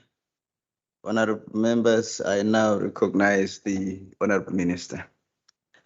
Thank you, Speaker. Eerstens wil ek aan al die sprekers sê baie dankie vir die deelname in die debat in hierdie begrotingspos vir die Departement Kultuursake en Sport. Agbare baans, dit is vir my jammer dat u die pot heeltemal missit ten opsigte van hierdie begrotingspos. Dit sal ook help as u partylede in die munisipaliteite kry om die geld of die begroting wat vir hulle gegee word reg aan te wend vir ons sport- en kultuurmense en nie in hulle eie sakke steek nie. Dan wil ek ook sê, ek wil 'n uitnodiging aan agbare Pieter Maree rig om 'n gesprek in Afrikaans te hê oor al die bekommernisse wat hy het. Dan agbare Brinkhuis, ek neem kennis van u versoek en sal dit aan my mede persoon in die metro oordra in die nuwe jaar.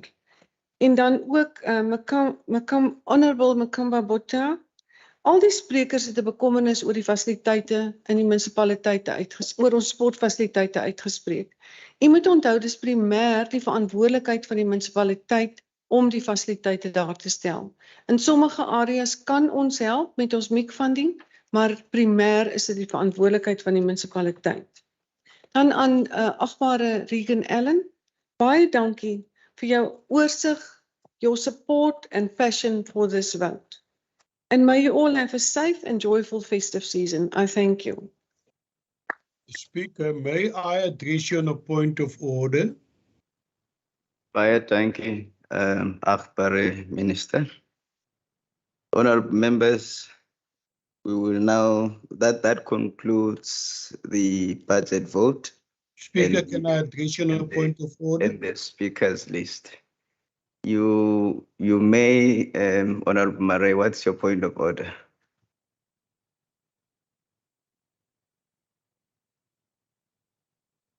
Honorable Member Maree, what's your point of order? You now have the opportunity. Okay, baie dankie. Die minister wil beweer dat ek Engels praat, maar ek het verstaan virtueel dat jy nie vertaal fasiliteite nie. You cannot translate virtually. So what is the minister's case of accusing me of speaking English if that was a directive from the chair months ago that we should try to speak more English because it's difficult to have translation services virtually. Am I correct or not, Chairperson?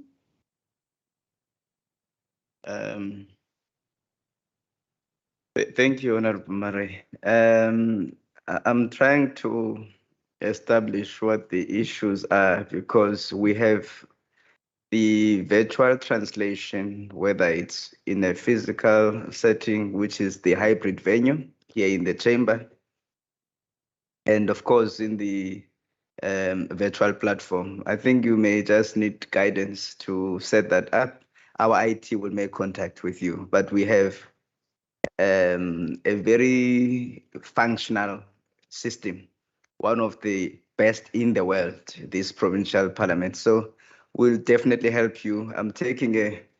We are taking a comfort break for 5 minutes, wherein thereafter we proceed. The House is accordingly suspended for 5 minutes. Thank you.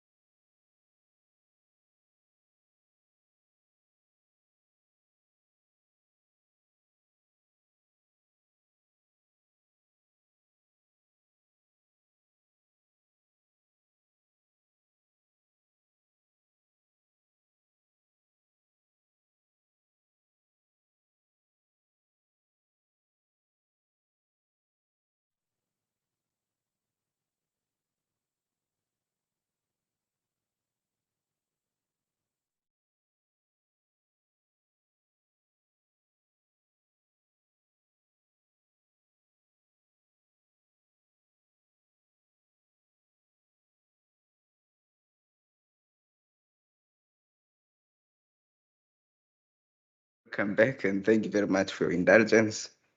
We are now proceeding with the business of the day. I now ask the secretary to read the third order.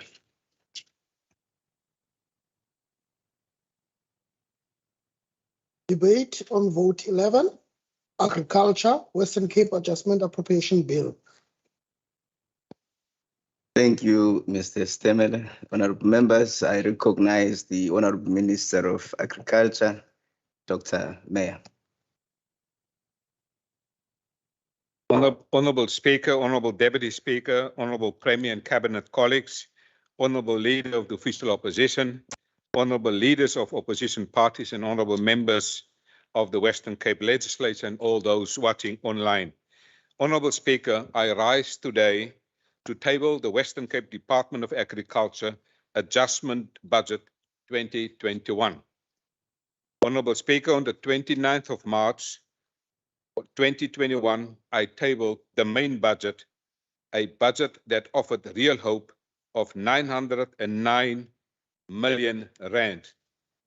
Today, Honorable Speaker, inspired by the economic performance of the agricultural sector over the past 12 months, I return today to this House before you with an adjusted budget of 910,889 million rand. I do so, Honorable Speaker, with the complete confidence that agriculture continues to inspire confidence in the economic recovery of the Western Cape and the people of the Western Cape. Honorable Speaker, the Western Cape exported 78.6 billion rand worth of combined agricultural and agri-processing products in 2020. The 24% increase from 2019 to 2020 is about 24% in those between 2019 and 2020. And this confirms the critical role that agriculture is playing in the economic recovery of the Western Cape. I'm also encouraged by the recent job numbers released by Stats SA on the 30th of November 2021. The Western Cape agricultural employment significantly increased from 137,000 in the third quarter of 2020 to 197,000 jobs in the third quarter of 2021, showing a growth of 44.3% on employment on a year-on-year basis in the agricultural sector. The Western Cape agricultural sector is healthy and the jobs market reflects optimism. Today, I am tabling an adjustment budget that reflects the optimism and hope that agriculture brings to the Western Cape. The details, Honourable Speaker, is as follows. Rollovers of 4.698 million rand. This includes 1.473 million towards the appointment of a service provider to obtain remote pilot aircraft systems operating certificates and the related items. Another 1.215 million is allocated towards medical waste and red blood tubes, export establishment audits, and laboratory consumables procurement. And then also 13,000 rand for purchases of gas for the feed and plant gas lab, diesel and hardware for tractors, and animal feed and fodder. Honourable Deputy Speaker, there's also in this adjustment budget provision made for a reprioritization of earmarked allocations, and that is 10 million rand is realigned over the MTEF period for the river protection works.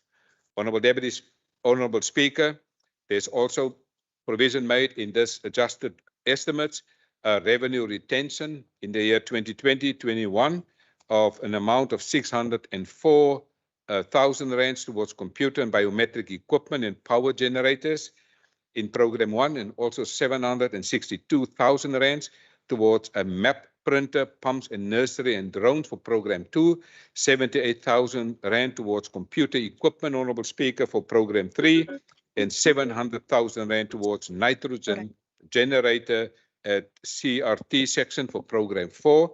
Honourable Speaker, also 2.795 million rand towards an oven for the plant laboratory and a tractor for Tygerhoek Research Farm near Riviersonder End, and also 73,000 rand towards computer equipment for Program 6, and also 256,000 rand towards the replacement of biometric readers and laptops in Program 7. Also, part of the revenue retention, Honourable Speaker, is 36,000 rand towards computer equipment. Honourable Speaker, part of this adjustment appropriation is also an increase in owner revenue, 1.5 million rand towards CRT completion, 301,000 rand towards the preparation of ostriches for auction and Program 5. And there's also environments between the main divisions as tabled in this adjusted estimates. 1.062 million for Program 1 to Program 5. The bursaries, 65,000 rand from Program 3 to Program 5 for fodder. 3.215 million from Program 5 to Program 4 for CRT unit. 4.646 million from Program 6 to Program 1 and 7. These are shifts of agri-processing unit, and 310,000 rand from Program 7 to Program 5 for fodder, and 1 million from Program 8 to Program 7 for bursaries and accreditation for the applications and private lecturers. There's also various shifts within the main divisions, totaling 104.93 million. Honourable Speaker, I now table the Department of Agriculture's 2021 adjusted budget of 910,889,000 rand for consideration in the House. I thank you. Thank you, Honourable Minister. Honourable members, I now recognize the Honourable Member Maran. Speaker, Premier, Leader of the Official Opposition, MECs, members, and everyone else present. Good mornings. As the saying goes, the devil is in the detail, or is it the lack of detail? The MEC of Finance rose in the House on Monday to present his medium-term budget policy statement, but did not utter a word on the important role the agriculture plays in building the economy of this province and in creating jobs. One wonders how MEC Meyer felt when his portfolio did not even warrant a word from the MEC of Finance. The devil is in the lack of detail. In accompanying documents of this budget policy statement, we read that agriculture, forestry, and fishery, the fishing sector, grew by 13.8% in 2020 and was the only sector to expand in that year. The documents go on to say that, and I quote, the agricultural sector grew off a relative low base in 2018 and 2019, and it was not severely impacted by COVID-19 lockdown measures, since the food supply was considered essential for livelihoods and therefore remained operational. Quote end. Furthermore, these same documents say that it is expected that economic recovery will be led by the private services sector, with strong support from agriculture, forestry, and fishing. Yet, this sector was entirely omitted from the MEC's address to this House on Monday. The devil is in the lack of detail. The documents go on to state that the agricultural sector is projected to record the highest growth rate of 11.3% in 2021, following an estimated 12.4% expansion in 2019. Speaker, one can only assume that this provincial government does not know where to invest its time and efforts in one of the most trying economic times of our generation. According to the MEC of Finance, this budget is supposed to back you. Well, the message to the MEC for Agriculture is clear. This budget backs everyone else but you. In Program 3, which is Agricultural Producer Support and Development, there was a year-on-year increase in expenditure of over 62 million. Yet the increase comes from the ANC-led national government who cares about agriculture and invests in agriculture in this province. The increase came from more funds from the Comprehensive Agricultural Support Program, your CASP, and your Ilima Letsema projects. While the MEC for Finance presents a budget that does not back the MEC for Agriculture, that does not back the agricultural sector in this province, the ANC-led government continues to back agriculture. But this budget also does not back black farmers. Colored, African, and Indian farmers continue to be sacrificed in this department for the sake of liberalism. It is also impossible to compare white farmers to that of colored, African, and Indian farmers, even in the time of COVID. The farmers with the most comorbidities are colored, Indian, and African farmers. They are the ones most vulnerable in the time of COVID. These farmers don't have the generational wealth or the size and operation to buffer them against the onslaught of a phenomena such as COVID-19. Van Proe had to come out strong and requested the ANC-led national government to assist colored Indian African farmers in the Western Cape. After the withdrawal of the advertisement of support to black farmers during COVID-19 last year, the ANC does not trust Casidra to pursuing the best interests of black farmers. After that episode, we understand that Casidra is not independent and that it bows down to the demands of the MEC.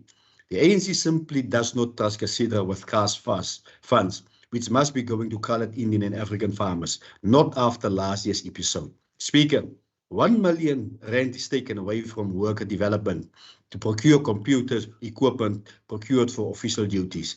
Payment is made with that 1 million rand to various bodies that govern the institutional accreditation and for the services provided by private lecturers or teachers. The ANC cannot support a budget that when cuts are made, the first funds that go are funds to black farmers and farm workers. To the farm workers of the Western Cape, this budget does not back you. In fact, the DA-led provincial government does not back you because it says 3,500 is way too much for you as a minimum wage, and that you, as farm workers, can survive on 1,800 rand per month. This DA-led provincial government wants to keep you as farm workers impoverished. No, this DA-led government and this DA budget does not back the farm workers. In fact, Speaker, the Honourable Van der Westhuizen last year basically reported in a meeting that a DA survey shows that black people and farm workers who are the majority black does not want land. All they want is a work, is a job that pays 1,800 rand. Speaker, the devil in this budget is in the lack of detail. This budget backs the landowners and not those who are possessed. The Department of Agriculture cares very little about the gross inequality in land ownership in this province. The ANC remains convinced that there remains much potential in the agricultural sector, and this potential will be greatly increased should unjust land patterns change in this province. In fact, unlike this budget, the Economic Reconstruction and Recovery Plan, as announced by the President, agriculture is an area for structural reform. Yet even more so, unlike this budget that does not back agriculture, the Economic Reconstruction and Recovery Plan highlights the need to strengthen agriculture and food security. Speaker, therefore, the ANC declines to support this budget vote. I thank you. Thank you, Honorable Maran. Honorable members, just for process and also for procedural purposes. Earlier on, Honorable Marais indicated that certain members are forced to speak English. That directive has never been issued and no member has been forced to speak any language. In the Western Cape, we've got 3 official languages, and any member is welcome to speak in any of those languages comfortably without any prejudice.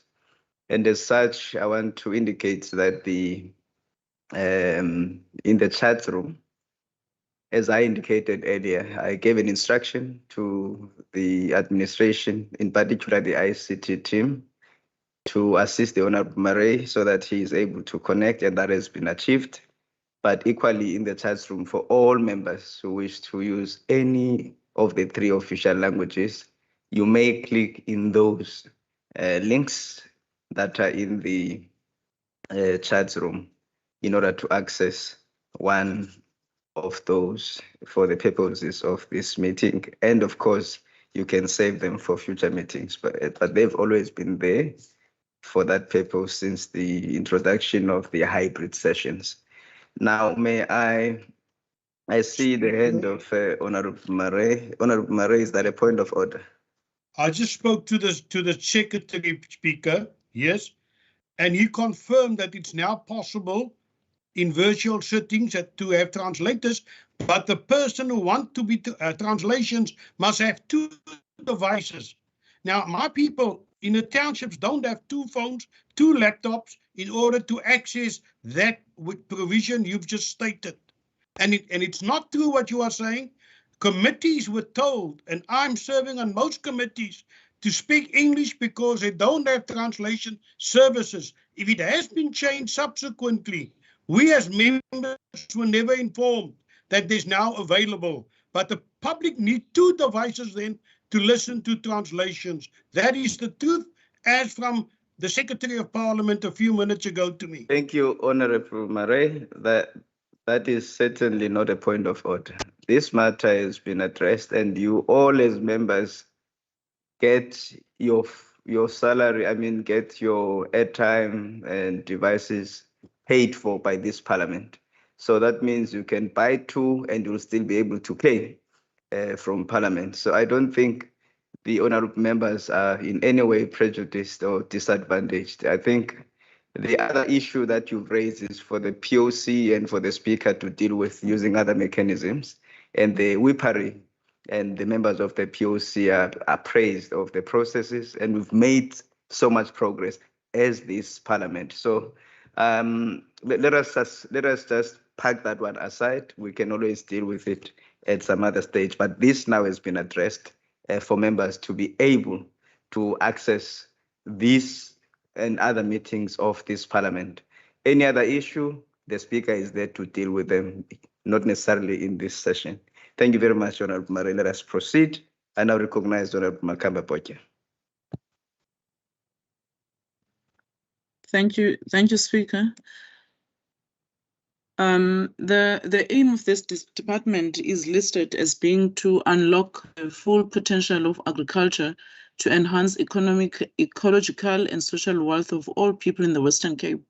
What one gets from this caption is that the department will take steps towards attaining some form of equality advancement between the haves and the previously disadvantaged, in order to make sure that redistribution is attained and wealth is shared by all. Honorable Speaker, although the department spent 289.4 million on farmer support and development, it still could not answer our question with regards to how much was spent assisting emerging small black farmers in the province and how many were actually assisted. The department took us from pillar to post when they had to answer this pertinent question. Because if it really wants to make sure that all the people get a share in the wealth produced by the Western Cape agriculture sector, then the department should engage in a serious redistribution initiative to make sure that whilst assisting others, but the emerging black farmers are prioritized in terms of assisting in order for them to also do well in the sector. So until that is done, Honorable Speaker, the EFF will never support this vote. Thank you. Thank you, Honorable Makamba Poche. Siyabulela kakhulu manqoba. Honorable members, I now recognize Honorable Heron if you are able to participate, otherwise we'll move if not. All right. Now I recognize the Akbare Mare. Baie dankie, voorsitter. Speaker. Ja, ek ondersteun hierdie begroting. Minstens het 'n goeie begroting. Maar ek wil net iets fluister vir agbare lede. Solank as ons toelaat dat boere Zimbabweërs op hulle plase in diens neem, wat bereid is om vir karige salarisse te werk, sal ons plaaslike plaasarbeiders nooit verhogings kry nie. En dieselfde gebeur by Shoprite en dieselfde gebeur by Checkers. Hulle neem vreemdelinge in diens wat hier kom werkloos en vir min geld werk en ons mense kan nie verhogings kry nie. So while I support this budget, en Minister Mareka gaan dus nou oorskakel as sy nie Engels Afrikaans wil hê. Kan u asseblief minister met die boere praat en sê hulle moet voorkeur gee aan plaaslike arbeid en nie vreemde arbeid nie. Dankie.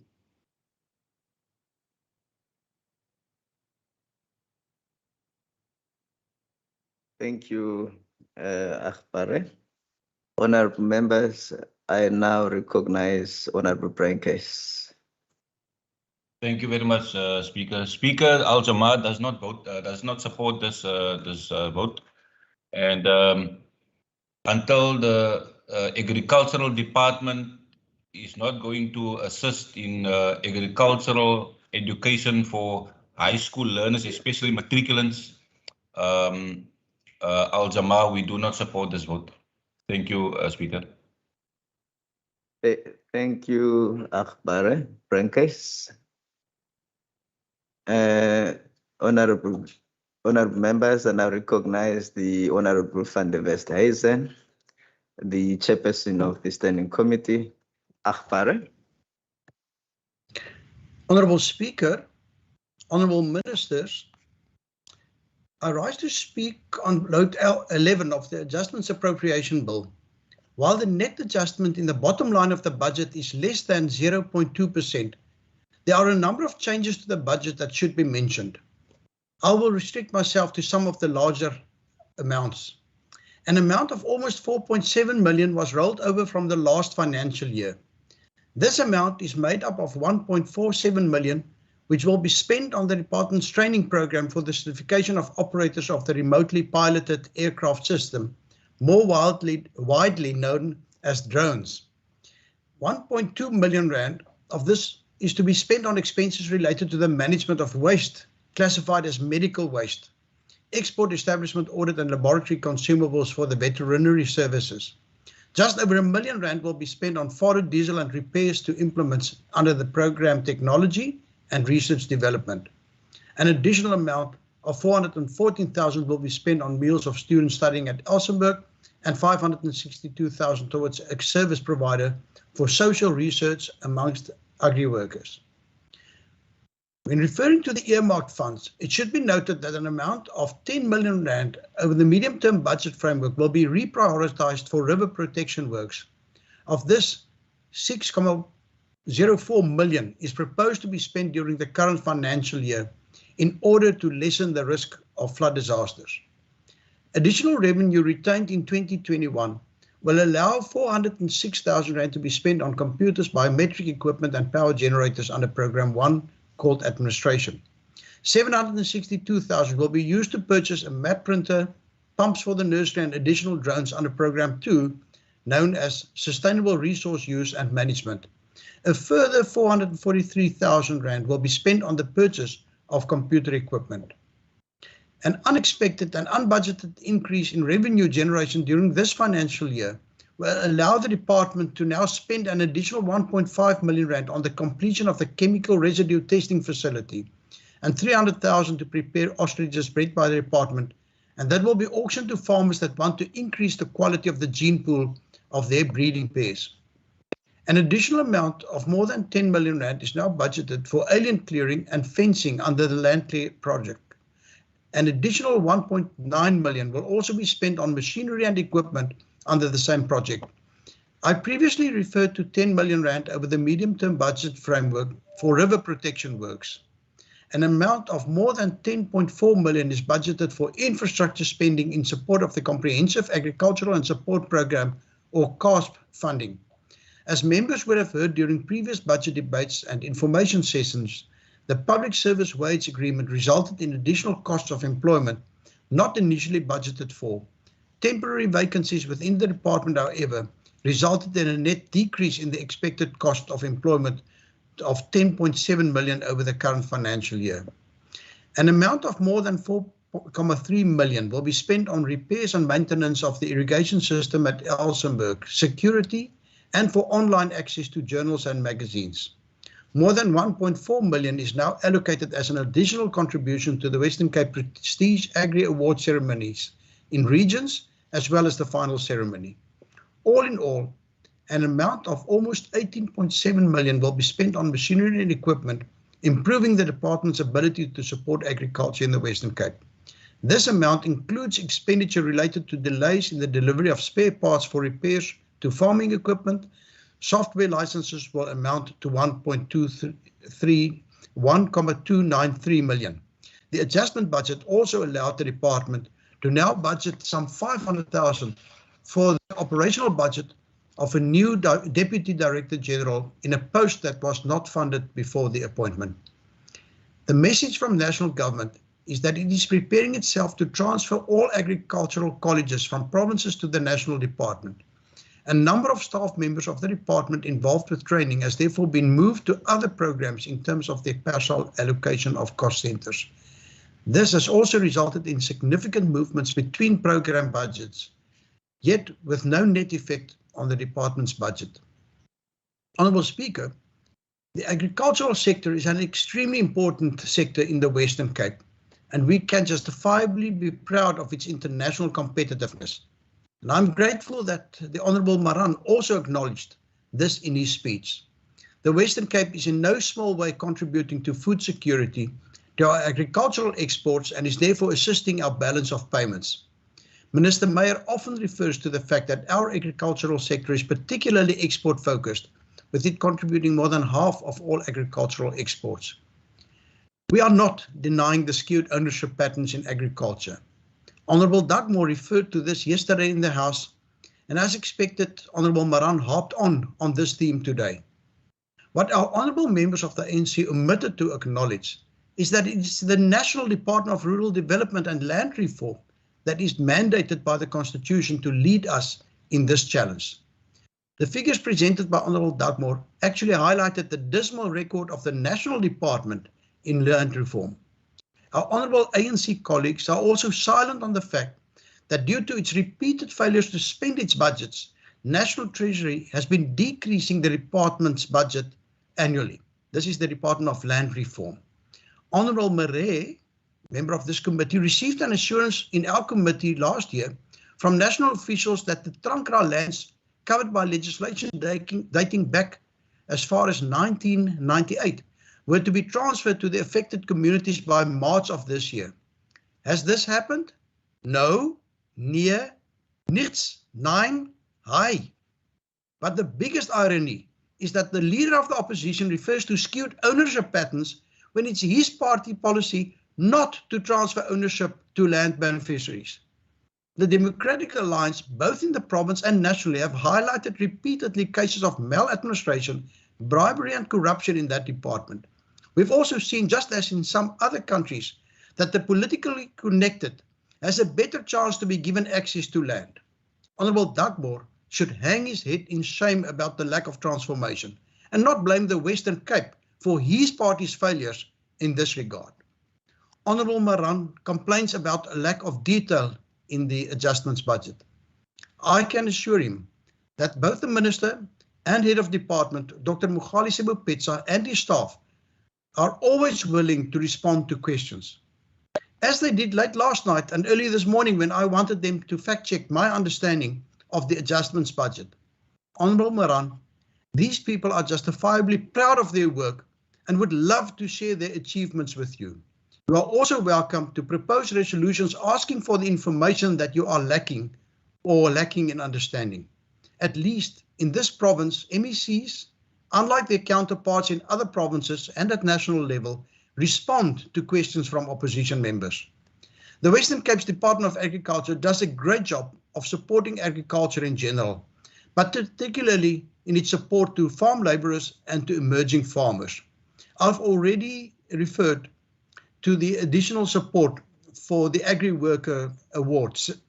The Honourable Maran spoke with a forked tongue. The one moment he's complaining about the lack of support for producers, particularly black farmers. This, when he has just stated that a year-on-year increase of 62 million rand has been budgeted as support. Show me any other provincial department that supports substance abuse programs for agri workers to the tune of 1,855 million. Show me any other provincial department of agriculture that spends more than 61 million rand on education and training. No, Honourable Maran, do not complain about the lack of detail when you've had an opportunity to get your facts right and to get the information that you believe you are lacking. Do not complain about the lack of detail when you are going to mislead the House and want to lay words in my mouth that I never expressed. This is the tactic of a representative of a bankrupt political party. agbare Maree met sy klagte oor die indiensneming van buitelandse werkers. Agbare Maree, ons almal weet, dit is die werk van die Nasionale Departement van Indiensneming en Arbeid om te verseker dat alle werkgewers in Suid-Afrika slegs werk gee aan persone met die nodige dokumentasie en werkspermitte. Weereens, as dit waar is dat daar onwettige werkers op ons plase is dit 'n faling aan die kant van die nasionale regering wat ons mense moet beskerm en moet verseker dat alle werkgewers binne die wet optree. As stated before, Honorable and the Westhuizen, will you please take your seat? Table staff, please pause the watch. What's your point of order, Honorable Said? Honorable Speaker, I rise on a point of order. The member this time, I say yesterday members were good, but the member in attacking Honorable Maran, he has not spoken through you, Speaker. He's directly attacking Honorable Maran. He's supposed to do that critique through you, Speaker. Thank you. Thank you, Honorable Said. I think that's just guidance in terms of the rules, Honorable Van der Westhuizen. If you could please address the House through the presiding officer. You may proceed. Thank you, Honorable Speaker. As stated before, many of those that should benefit from land reform battle to obtain ownership of the land due to national ANC policies. Their ability to overcome temporary setbacks, such as the repeated occurrence of droughts, is severely limited as they are unable to use their land as surety for debts. No wonder that the previous minister responsible for land reform stated that less than 10% of farmers that received land are able to survive and to make a success of their new ventures. The Western Cape stands in this respect head and shoulders above the rest, with a success rate of 62%. Even this figure remains a cause for concern and could improve should the ANC step off some of its damaging policies. For the last 3 years, the ANC tried to change Section 25 of the Constitution and to allow for the expropriation without compensation of assets. This section is of particular importance to landowners and therefore the agricultural sector. The efforts to change this cornerstone, which has proven to be essential in growing the economies of the free world, has caused much anxiety. Expropriation without compensation would have dealt our banking sector, and particularly the ability of producers to secure agricultural loans, a severe blow. In the process, the ANC did serious harm to our economy. This can be seen in the 1.5% decline in economic activity in South Africa during the third quarter of this year. It can be seen in the growing queues of unemployed South Africans. The ANC's irresponsible policies and damaging legislation is responsible for the jobs bloodbath and for our unemployment rising to 34.9% during the last quarter. And then, Honourable Speaker, the Honourable Maran says that this province is not backing farm workers and labourers and the voters and the people of the Western Cape. The world, including many African countries, are outperforming our economy, and we are moving down the world rankings for our per capita income. This is a shame and shows that it's the ANC that doesn't care. Many farmers and potential investors therefore let out a huge sigh of relief when the proposed changes to Section 25 of the Constitution, which would have threatened the rights of landowners, were not carried in the National Assembly earlier this week. In the process, we've lost 3 years in which we instead should have focused on meaningful land reform. We must now all work hard to rebuild the economy and to attract further investment, in particularly our agricultural sector. The potential for further growth is there. Now it's up to the central government to send out a strong message that all new investments in South Africa will be safe and that property rights will be respected. This will make the task of the Western Cape, and particularly the Western Cape's Department of Agriculture, so much easier. Honourable Speaker, the Standing Committee on Agriculture, Environmental Affairs and Development Planning, with a majority of votes, recommended in its report that this House supports the vote. I thank you.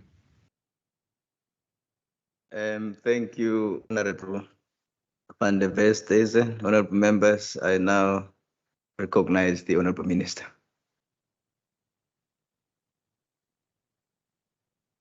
Dankie, achtbare spreker. Op dinsdag die 7de Desember het ek in my departement voor die staande komitee verskyn en ons aanvullende begroting daar bespreek. Tydens daardie vergadering, achtbare spreker, het die komitee 'n besluit geneem om hierdie begroting voorstelle wat ek vandag hier indien by die parlement goed te keer. Achtbare spreker, ek wil graag my dank en waardering uitspreek aan die voorsitter van die komitee, as ook aan lede van die komitee wat die besluit geneem het om die voorstelle soos vervat in hierdie dokumentasie wat ek vandag hier ter tafel het, goed te keer. Achtbare spreker, ek wil ook die lede die versekering gee dat hierdie departement, maar ook die regering onder leiding van premier Windy volledig die landbousektor ondersteun en as 'n bewys daarvan het hy onlangs ook 'n dankiedienssegging by sy amptswoning Lewenhof gelewer, waar tydens hy ook die landbousektor uitgenooi het, especially the producers, the farmers, as well as the agri-workers, to his official residence to convey his thanks and appreciation on behalf of the government for what the agricultural sector is doing. And I'm really thankful for that gesture, but it's also a substantive sign of appreciation what the agricultural sector is doing. And Honourable Speaker, since the committee has adopted my proposals, I want to thank them for this opportunity and want to also express my thanks and appreciation to my HOD, Dr. Mogale Sebopetse, my CFO, as well as the senior managers of my department for their hard work during the year. I therefore table the Western Cape Department of Agriculture adjusted estimates, vote 11 for the year 2020 before the House. Thank you. Thank you, Honorable Minister. Honorable members, that concludes this budget vote and the speaker's list has been exhausted. I now recognize the secretary.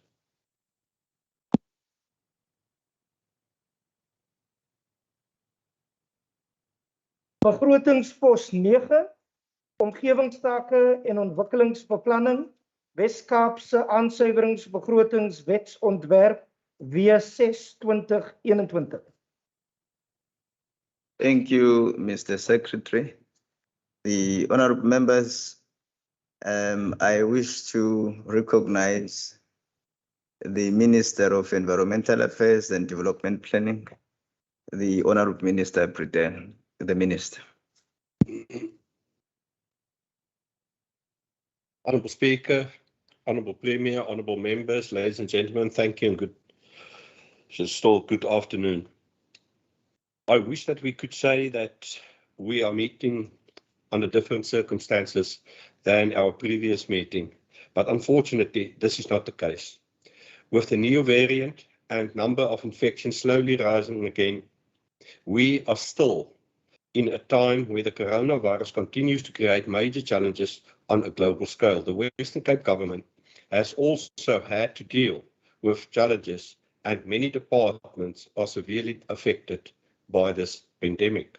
Honourable Speaker, I would like to take a moment to acknowledge all our staff and their families that have lost loved ones during this time. I want to also give my appreciation to the head of the department, Piet van Zyl, in his absence, for a well-deserved vacational break. The acting head of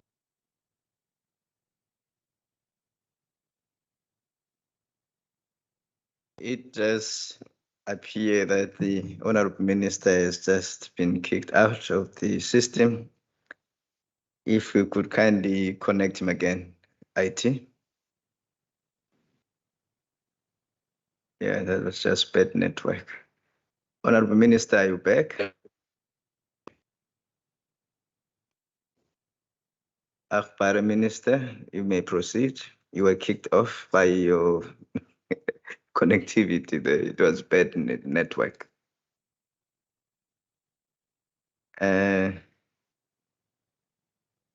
I see your microphone is active, but we cannot hear you, Honorable Minister. Okay. Honourable Speaker. Honorable Minister. Can I continue? Yes, please, Honorable Minister. Just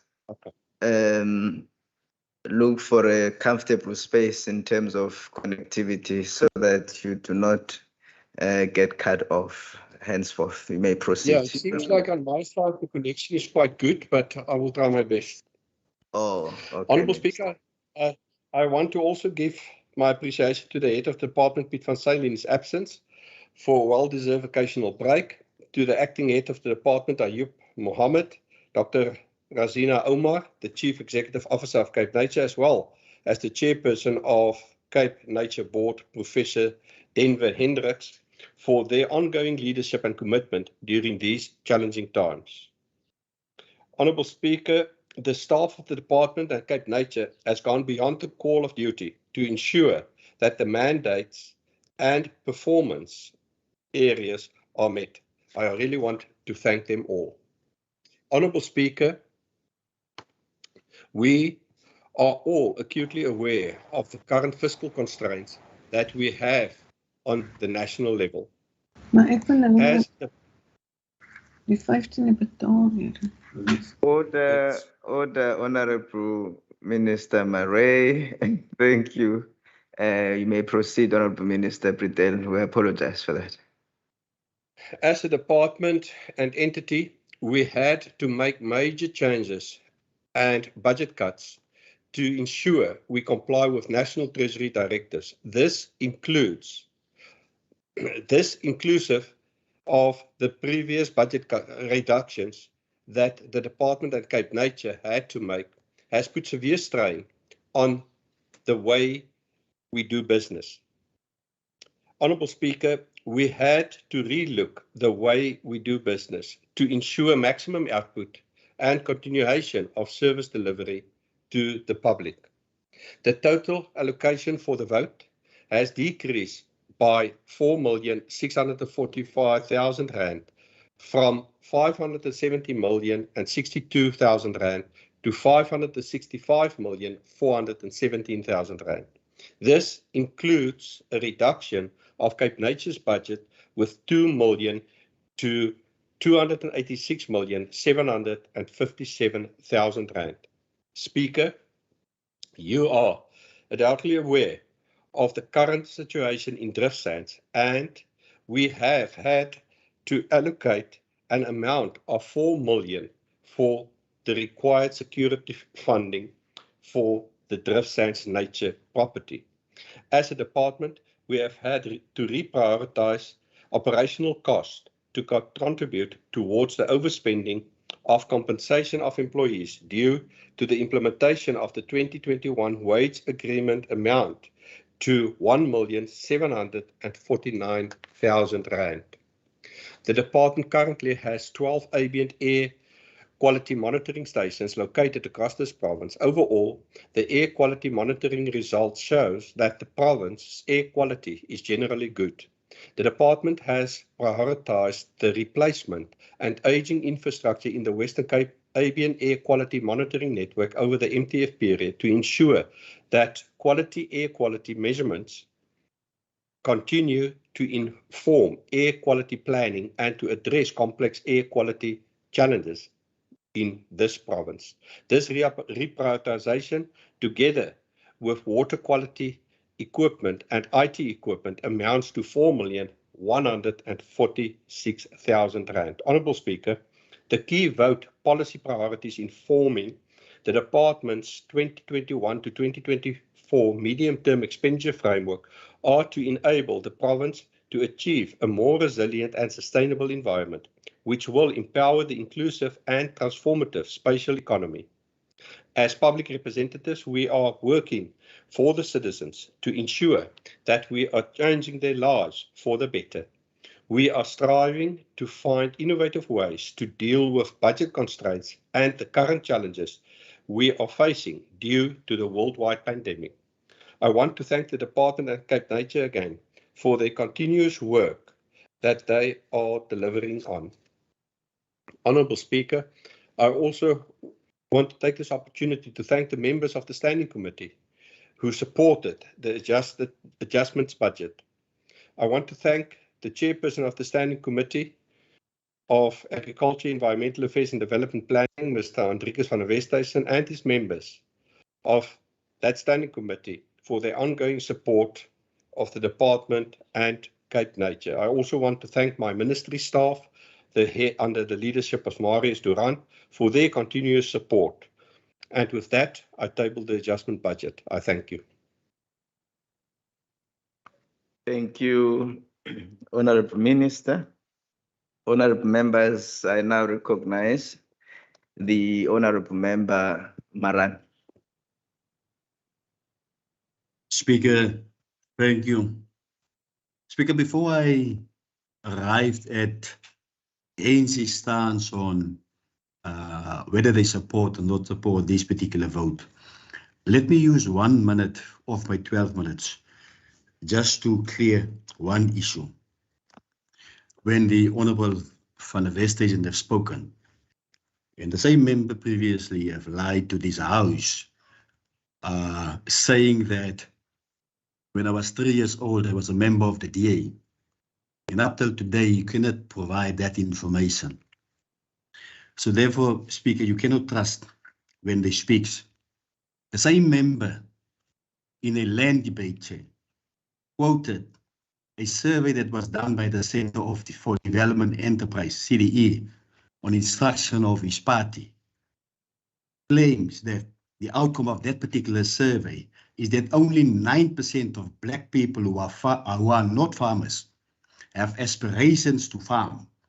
They don't want agricultural land. They have more a desire for urban land to build a house and to have a job. It's been said with us by the same member. So when it comes to this particular vote, as discussed within the Standing Committee meeting of this particular vote, in line with the minority decision that the ANC have taken, and also requested that that minority decision that we have taken be part of Rule 90 of the Standing Rules, Chair, not to support the vote. I rise on behalf of the ANC Chair again to decline support for this particular vote. I thank you. Thank you very much, Honourable Moran. I now recognise Honourable Makamba-Botchia. Thank you, Deputy Speaker. Deputy Speaker, the pollution caused by the sewage spilling or leaks caused by blocked drainage systems and uncollected waste are a constant reality in most Western Cape townships, causing a health hazard to people in these communities. This province is also not doing enough to assist people in informal settlements when it comes to waste removal, resulting in waste being thrown all over the place and affecting the environment. The department should spend more time visiting townships such as Khayelitsha, Philippi, Danone, and Gryfontein, just to mention the few, in order to see that residents have a battle with the battle that they have on a daily basis. If the city of Cape Town fails in its duty to keep townships clean and free of any hazardous pollution that affects the environment in a negative way, then we expect this department to step in and do the right thing. However, Deputy Speaker, focus has only been to keep the Cape Town CBD clean and its leafy suburbs where most white people reside. Money is not spent where it should be spent, and it is for this reason why the EFF is not supporting this vote. Thank you, Deputy Speaker. Thank you very much, Honourable Member. I now recognise Honourable Heron. No? All right. Thank you very much. I then move on to Honourable Murray. I have nothing to say except that I support the vote. Thank you. Noted. Thank you, Honourable Murray. I then recognise Honourable Brinkhays. Thank you, Honourable Deputy Speaker. Al-Jama does not support the vote. Thank you, Speaker. Thank you very much, Honourable Brinkhays. I now recognise Honourable van der Westhuizen. Honourable Speaker, honourable members, yesterday in this House, political parties across the spectrum all declared their support for legislation dealing with the environment when they unanimously supported the Western Cape Biodiversity Bill. I have great appreciation for this support. The severe fiscal constraints that our country is experiencing, and particularly the pressures on our provincial budgets, becomes clear when we see that while the environment is viewed as extremely important, there are other more pressing priorities, and that this department, the Department of Environmental Affairs and Development Planning, needed to surrender about 4.6 million in this adjustments budget. The budgets for this department has been under severe pressure for a number of years, and we have repeatedly seen a reduction in the bottom line. This has forced the department to be creative and to partner with other entities in order to achieve some of its goals. On the environmental side, we've seen a growth in stewardship agreements with private landowners for conservation areas. On the development planning side, we've seen agreements with local governments where local governments commit to boost and sometimes even from private donors the seed money provided by this department for urban upgrade projects. The conservative approach by this DA-led administration is in stark contrast to some political parties that see the public service as a vehicle to benefit loyal party members or cadres by deployment in senior positions and on boards. It's also in stark contrast to the abuses of the public procurement system to enrich the well-connected few, or the investments of public funds in schemes such as the VBS Bank. Some of the national regulations passed by the COVID-19 Command Council and gazetted by the Minister of Cooperative Government led to unexpected expenditures by this department. This is best illustrated by what played out over the last year and a half in the Drift Sands Nature Reserve. Drift Sands Nature Reserve was an important nature reserve, being the only Cape Nature coastal dune reserve within an urban environment. The economic pressures that many poor individuals and families faced, made worse by COVID-19 lockdown regulations, forced them to look for alternative accommodation in order to free themselves from the financial pressures that backyard dwellers face. Thousands of informal shelters were erected almost overnight within the Drift Sands Nature Reserve. To make matters worse, many of these people erected their shelters within the basin of the retention dam in the nature reserve, putting themselves and their families at risk of flooding. Damage was also caused to the dam wall, aggravating the risk of floods.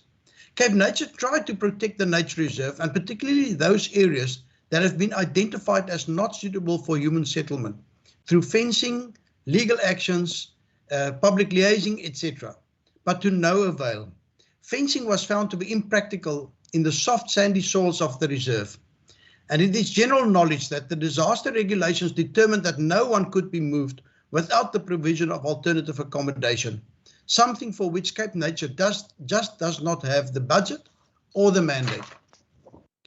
Liaising with the community proved to be difficult, as such fluid and newly established communities lack established leadership and community structures.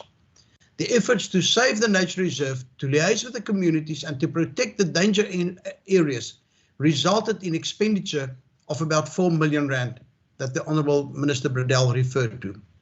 This 4 million rand of initially unbudgeted expenditure was scraped together from a combination of retained revenue of the previous year to the value of 529,000 rand, plus an unbudgeted increase in revenue to the value of 487,000.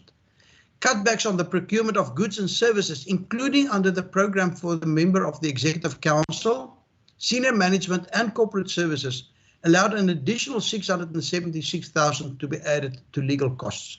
To mention but one other source, also the program on climate change management contributed to the higher than anticipated legal costs. The sub-program impact management will also be contributing 650,000 to the higher than anticipated legal costs. Speaker, allow me a personal comment at this stage. I find it ironic when a department that's been renamed Cooperative Government is causing stumbling blocks for other government departments, spheres of government and public entities. When a department is obstructing efforts to protect people from endangering themselves. One-sided decision-making is not quite what I understand from the term cooperation. And let me continue on a personal note. Chair, I can just assure you, Deputy Speaker, that the Honourable Maran is really normally a valuable member of this committee.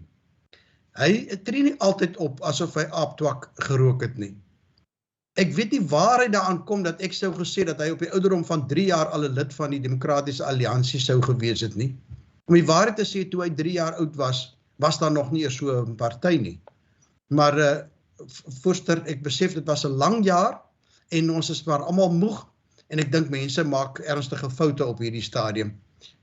Ek kan u verseker, I want to assure all the honourable members that the Honourable Maran and I normally have a very good relationship and that I normally have reason really to appreciate his contribution in the committee. Let me now move from COVID-19 regulations and its unintended consequences to unexpected effects on the budgets of the administration.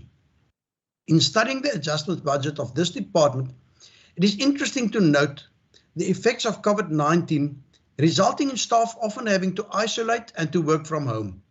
COVID-19 has also led to less travel both locally and abroad. It has led to savings in venue hire for training and capacity building. This, as well as the experience that many meetings can now be dealt with using computers and its associated technology, has also led to a saving in travel costs.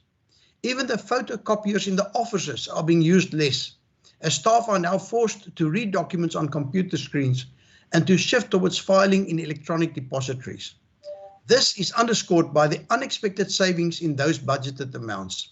Many of these savings were also put to good use to procure further computer equipment that support the working from home concept should it be needed. The responsible approach and emphasis to stay within budget and the late notification that National Treasury will assist with additional demands made by the Public Service Wage Agreement has led to the postponement in the filling of certain vacancies in this department. With hindsight, this negative impact on service delivery was unnecessary. The late announcement of additional financial support allowed the department to reallocate funds to other pressing needs, as I will explain now.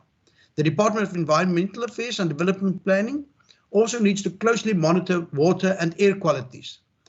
The budget now provides for the purchase of water quality measuring equipment, which should lead to a future saving in the outsourcing of water tests. As members will appreciate, the 2021 wage agreement reached in the Public Service Bargaining Council caused an increase in the cost of employment amounts and resulted in various adjustments of the various programs and sub-program budgets. The adjustment budget also allowed for provision of leave payouts and retirement benefits under the too many budget items to list here. Honourable Speaker, the Standing Committee on Agriculture, Environmental Affairs and Development Planning, with a majority of votes, recommended in its report that the House supports the vote. I thank you. Thank you, Honourable Member. I now call on Minister Bredell. Thank you, Honourable Chairperson. Thank you for the Honourable Members for their contributions. Honourable Chairperson, all that's left for me is to formally table the adjustment estimates for the financial year 21-22 for the Department of Environmental Affairs and Development Planning and the public entity Cape Nature. I table it. Thank you. Thank you very much, Minister. That concludes the debate on this vote. Minister Bredell, would you be okay with the fact that we continue with one more vote? Yep, I'm ready. I'm over to you. No, not yet. My apologies. The Secretary will read the fifth order of the day. Debat oor begrotingsbegroting, plaaslike regering, Wes-Kaapse aansuiwingsbegrotingswetsontwerp W6 2021. Dankie. Thank you, Mr. Secretary. I recognise the Honourable Minister Bredell. Honourable Speaker, Honourable Premier, Honourable Cabinet colleagues, members of the legislature, ladies and gentlemen, good afternoon. I would like to start by first congratulating all the elected councils in the Western Cape, including the City of Cape Town, that has been formally constituted with elected representatives. I wish the various councils in their successful appointments all the very best for the next 5 years. As you are no doubt aware, the Department of Local Government has developed a comprehensive post-election support strategy to ensure we are supporting and building the capacity of municipalities efficiently, including the capacitation and training of new councillors and ensuring the academic qualification by councillors is achieved, as well as undertakes assessment of appointment of senior managers in municipalities. Honourable Speaker, we also want to focus on the support with the establishment of ward committees, as well as the development of the integrated development plan for the new planning cycle. Ongoing advice and support with legal and other interpretations during this transitional period will also be provided for. Therefore, Speaker, it is safe to say that my department and I are more than ready to provide the councils with the necessary support and, most importantly, provide quality service delivery to the people.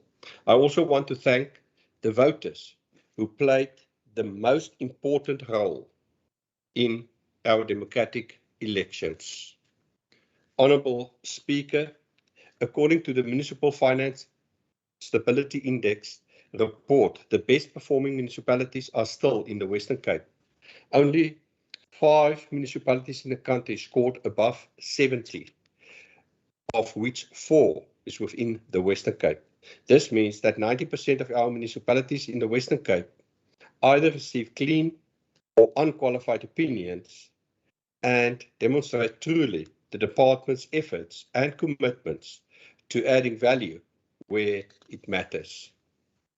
Honourable Speaker, this performance indicates our unwavering commitment towards putting people and our communities first, even amidst the pandemic. We are proud to be amongst the best performing provinces in this country, and through this transition commit to do even more. My department has had to decisively deal with increased levels of instability experienced in municipalities as a result of changing political environment and a general disregard for statutory prescripts at local government level. It is foreseen that this trend will continue during this transition period. Therefore, my department will play a pivotal role in facilitating a smooth transition post the local government election process, particularly given that in the province we have 16 municipalities governed through coalitions.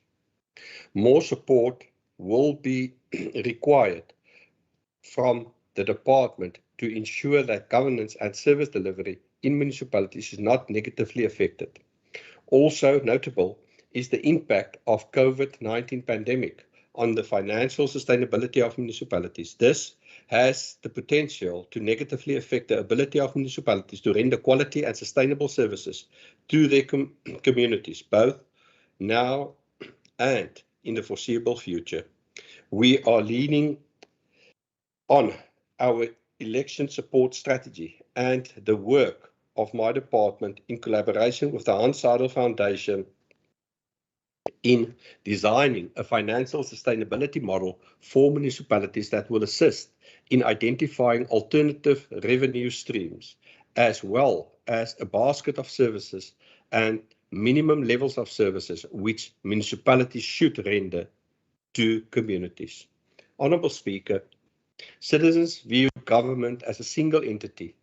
In practical terms, the citizens does not distinguish between the 3 spheres of government and expect local councillors to take responsibility for matters not legislatively assigned to them. It is therefore important that while we strengthen public participation in municipalities, we also educate citizens on their role in local government to improve their perception about local governments. The province continues to exercise the effects of climate change. For instance, the recent floods experienced in George required that the department continues to provide support to the district to ensure that the lives of citizens are not negatively affected. A lack of maintenance results in permanent failure of infrastructure. This is at a great cost to municipalities. The Department of Local Government, in collaboration with the French Development Agency, have developed a program which is tailor-made to offer solutions to infrastructure challenges that municipalities are faced with. Speaker, Deputy Speaker, the powers and functions relating to traditional and Khoisan affairs in this province have been allocated to my portfolio as the Provincial Minister of Local Government. My department is therefore required to provide the institutional capacity to, amongst others, operationalize the legislation, monitoring the work of the Commission, as well as to advise the Premier on this process. My department will continue to work with stakeholders in finding innovative ways in dealing with factors such as illegal land invasions and locations of illegal dwellings in high-risk areas, which increase the exposure of the province's disaster risk. Honourable Deputy Speaker, I now turn to the adjusted budget for the Department of Local Government for the 2021-22 financial year and will provide a high-level overview of the proposed. The detail of the adjustment budget discussed at the Standing Committee for Local Government at a meeting 7th December 2021. The budget allocated to the department during the 21-22 financial year was 348,664,000 rand, and during the adjustment process, this amount was adjusted downwards, a decrease of 6,018,000 rand to 342,646,000 rand. The adjustment are necessary to ensure that my department's responsibility to ensure the municipalities remain functional and stable from political, administrative, and service delivery governance perspective is fulfilled. This is achieved through, amongst others, supporting and building the capacity of municipalities. The following details: the adjustment estimates for 2021-22. Compensation of employees, the original main budget of 197,400,000 rand has been adjusted to 191,236,000 rand, and adjustment of 6,164,000 rand, of which 6 million rand on COE to be surrendered to the Provincial Revenue Fund and reallocated towards the drought support over the 22 MTF. Furthermore, 164,000 rand has been shifted to transfers and subsidies for leave payout. Honourable Deputy Speaker, Goods and Services, the original budget of 69,392,000 rand has been adjusted to 60,171,000 rand, and an amount of 9,419,000 rand has been shifted to transfers and subsidies to provide support to municipalities through the joint district and metro approach. Transfers and subsidies, the original budget of 77,476,000 rand has been increased to 83,563,000 rand, of which inter alia an amount of 4 million rand has been shifted to GNS towards geohydrologist project. Honourable Deputy Speaker, payments of capital assets. The original allocated budget of 4,349,000 has been increased to 7,621,000 rand. The increase of 3,272,000 rand. 2,527,000 rand to be utilized for information technology equipment, including refresh office equipment and audiovisual equipment for the Tucson program. 745,000 rand is a rollover from 2020 to 2021 financial year to fund the procurement of computers equipment, audio-visual equipment on the 9th floor Waldorf building. Honourable Deputy Speaker, my department has effectively positioned itself as a gateway to lead the department to strengthen interface between provincial government and municipalities to improve service delivery and reporting. Positive outcomes on projects implementation through the joint district and metro approach have been reported across the spans. Most importantly, my department played a crucial role in the interface role within municipalities to further augment the Western Cape recovery plan at a district level. In closing, I want to end off by thanking the head of the department, Graham Paulse, and his colleagues who have been doing incredible work over the past year. I also want to give a special word of thanks for the Disaster Management Centre and the people staffing the centre for their work that they've put in over the years. I also want to use this opportunity to thank my ministry under the leadership of Marius Durant for their continuous support. And with that, I table the adjustment estimate. I thank you.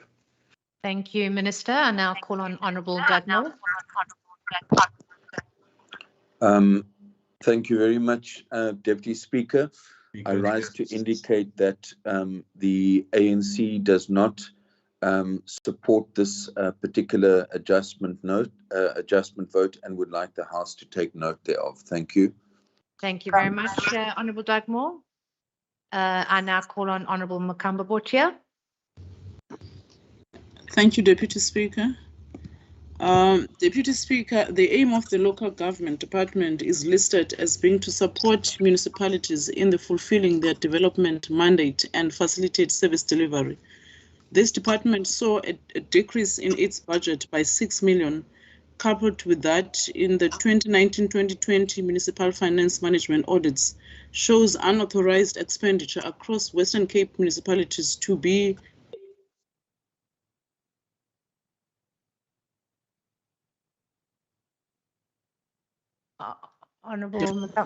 to 10 million. The municipalities listed in the top 3 contributors to irregular expenditure are the City of Cape Town, Bito and Matsagama, whilst Beaufort West, Canaland and Laingsburg municipalities were listed as dysfunctional municipalities as their audit outcomes showed no progress at all. Instead of supporting these municipalities to fulfill their development mandate and use their budgets to facilitate service delivery, the MEC has been lambasted by courts and lately by the public protector in meddling irregularly in the affairs and running of some of these municipalities without actually assisting them in a progressive manner. This shows, Deputy Speaker, that the MEC has been using his powers and budgets to engage in other activities against municipalities that are not governed by the DA by trying to govern them from his provincial office through his administrators. It is due to these reasons and the failures of the MEC that the EFF is not supporting this vote. Thank you, Deputy Speaker. Thank you very much, Honourable Member. I now call on Honourable Heron.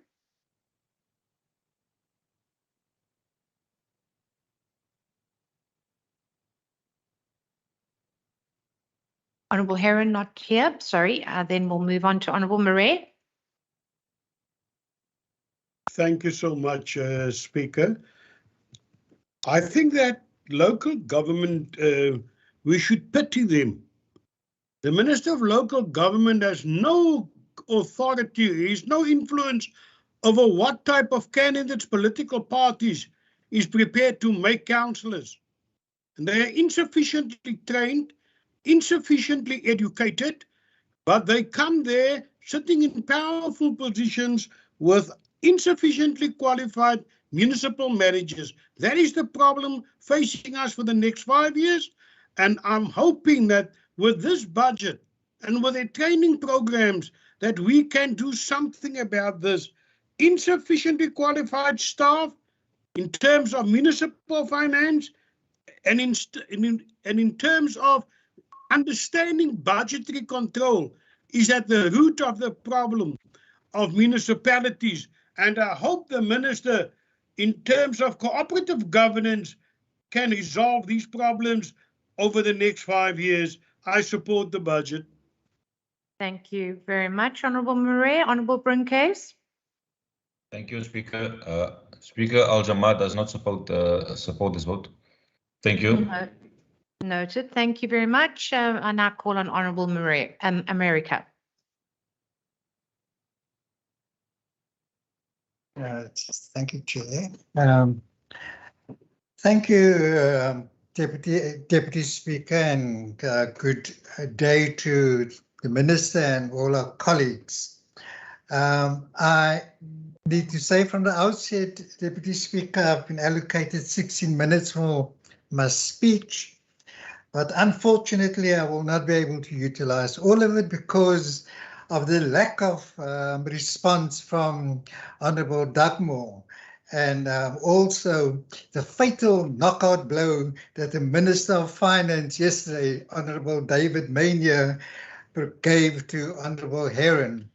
But needless to say, I think, Deputy Speaker, I can say for certainty that our municipalities in this province are generally regarded as being functional, and this is attested by the audit reports, most of them that are largely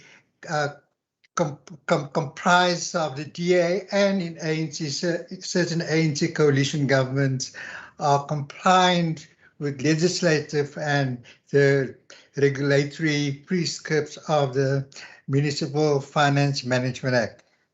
Secondly, Deputy Speaker, independent agency Ratings Africa reported, as the Minister indicated, that the best run municipalities in South Africa, Mossel Bay, is in the Western Cape, and 12 of the 20 top performing municipalities are also from the province. It must also be noted that most municipalities in the Western Cape are financially stable, but of concern are those run by the ANC and its coalition partners. The South African Customer Satisfaction Index also revealed for the 7th year in a row the city of Cape Town emerged as the leader in overall client and customer satisfaction for large metros. In terms of access to basic services, we are often accused of we don't care for the poor and we pro the rich, the propaganda coming from the opposition. The status report by Stats SA showed that the non-financial consensus of municipalities in South Africa is as follows. The percentage of indigent households that benefit from basic services in the country, and in the Western Cape in particular, 90% of indigent households receive free water. 98% of indigent households receive a basket-free electricity. As far as sewage and sanitation is concerned, 97%, and solid waste management, 90%, 97%. These are not our figures. It's independent studies reveal that indigent households in the Western Cape under the DA administration receive more basic services than any other indigent household anywhere else in the country. But whilst this percentage of access to services is higher than in other provinces, and despite the high degree of access to basic services, a provincial survey done reveals that more work needs to be done in the areas of community consultation, communication, or just listening to and appropriately and timelessly respond to service delivery requests from our people. A new approach is thus required in ensuring that all communities have access to the same level of quality services that has become the norm in the Western Cape. Universal access to quality services should be the target, And we are striving to reach that target given our high percentages already. Deputy Speaker, it is trite that the COVID-19 pandemic and the ensuing lockdown was preceded by a global negative macroeconomic outlook for the country, which had already impacted negatively on our municipalities' revenue collection capabilities. The effect of the pandemic and subsequent lockdown has therefore had a compounding negative effect on municipalities' cash flow and ability to collect revenue from our ratepayers. So as industries and businesses close amidst the lockdown and the pandemic, widespread job losses and temporary loss of income across all sectors occurred throughout the province, which resulted in communities and businesses not being able to pay for municipal services. The lived experiences of many of our communities has been one of increased food insecurity and hunger. And those that can afford to pay should pay. And in our attempt to alleviate some of the pressures experienced by communities and businesses, municipalities considered various options to relieve the resultant socioeconomic plight. Initially, some municipalities had given payment holidays to both households and businesses. Additionally, councils approved funding to either implement or support existing food security initiatives, and as a result spent around 7 million rand for this particular purpose. The provincial department spent an enormous amount of money in support of food alleviation initiatives, and the cumulative impact has been devastated on the revenue collection and financial sustainability of municipalities in the province, with some municipalities, such as the city of Cape Town, spent 1 billion rand in April 2020, 1.2 billion rand in May 2020, Mossel Bay 84.3 million rand up to the end of May 2020, and Knysna 13 million rand in April 2020, and they, as a consequence, experienced severe revenue loss. So in general, Deputy Speaker, municipalities in the Western Cape have reported a month-on-month reduction in revenue of between 20 and 30%. This has understandably had an impact on the financial sustainability of municipalities in the longer term, but also directly impacting on the cash flows in the immediate term and the ability to render the most basic services to the communities. To this extent, Deputy Speaker, municipalities have approached the Minister, the head of department, as well as the extended cabinet with requests to facilitate the process to propose practical and sustainable solutions to address these challenges. This has also created a unique opportunity for government as a collective to relook at revenue streams, revenue management, and service delivery levels against affordability, with a view to put a more sustainable revenue model for municipalities in place. The resultant consequence thereof, and as the Minister alluded to, is that the special committee was established under the leadership of the HOD of local governments, Graham Paulse, and the Provincial Treasury, that included senior officials from both the department and various municipalities.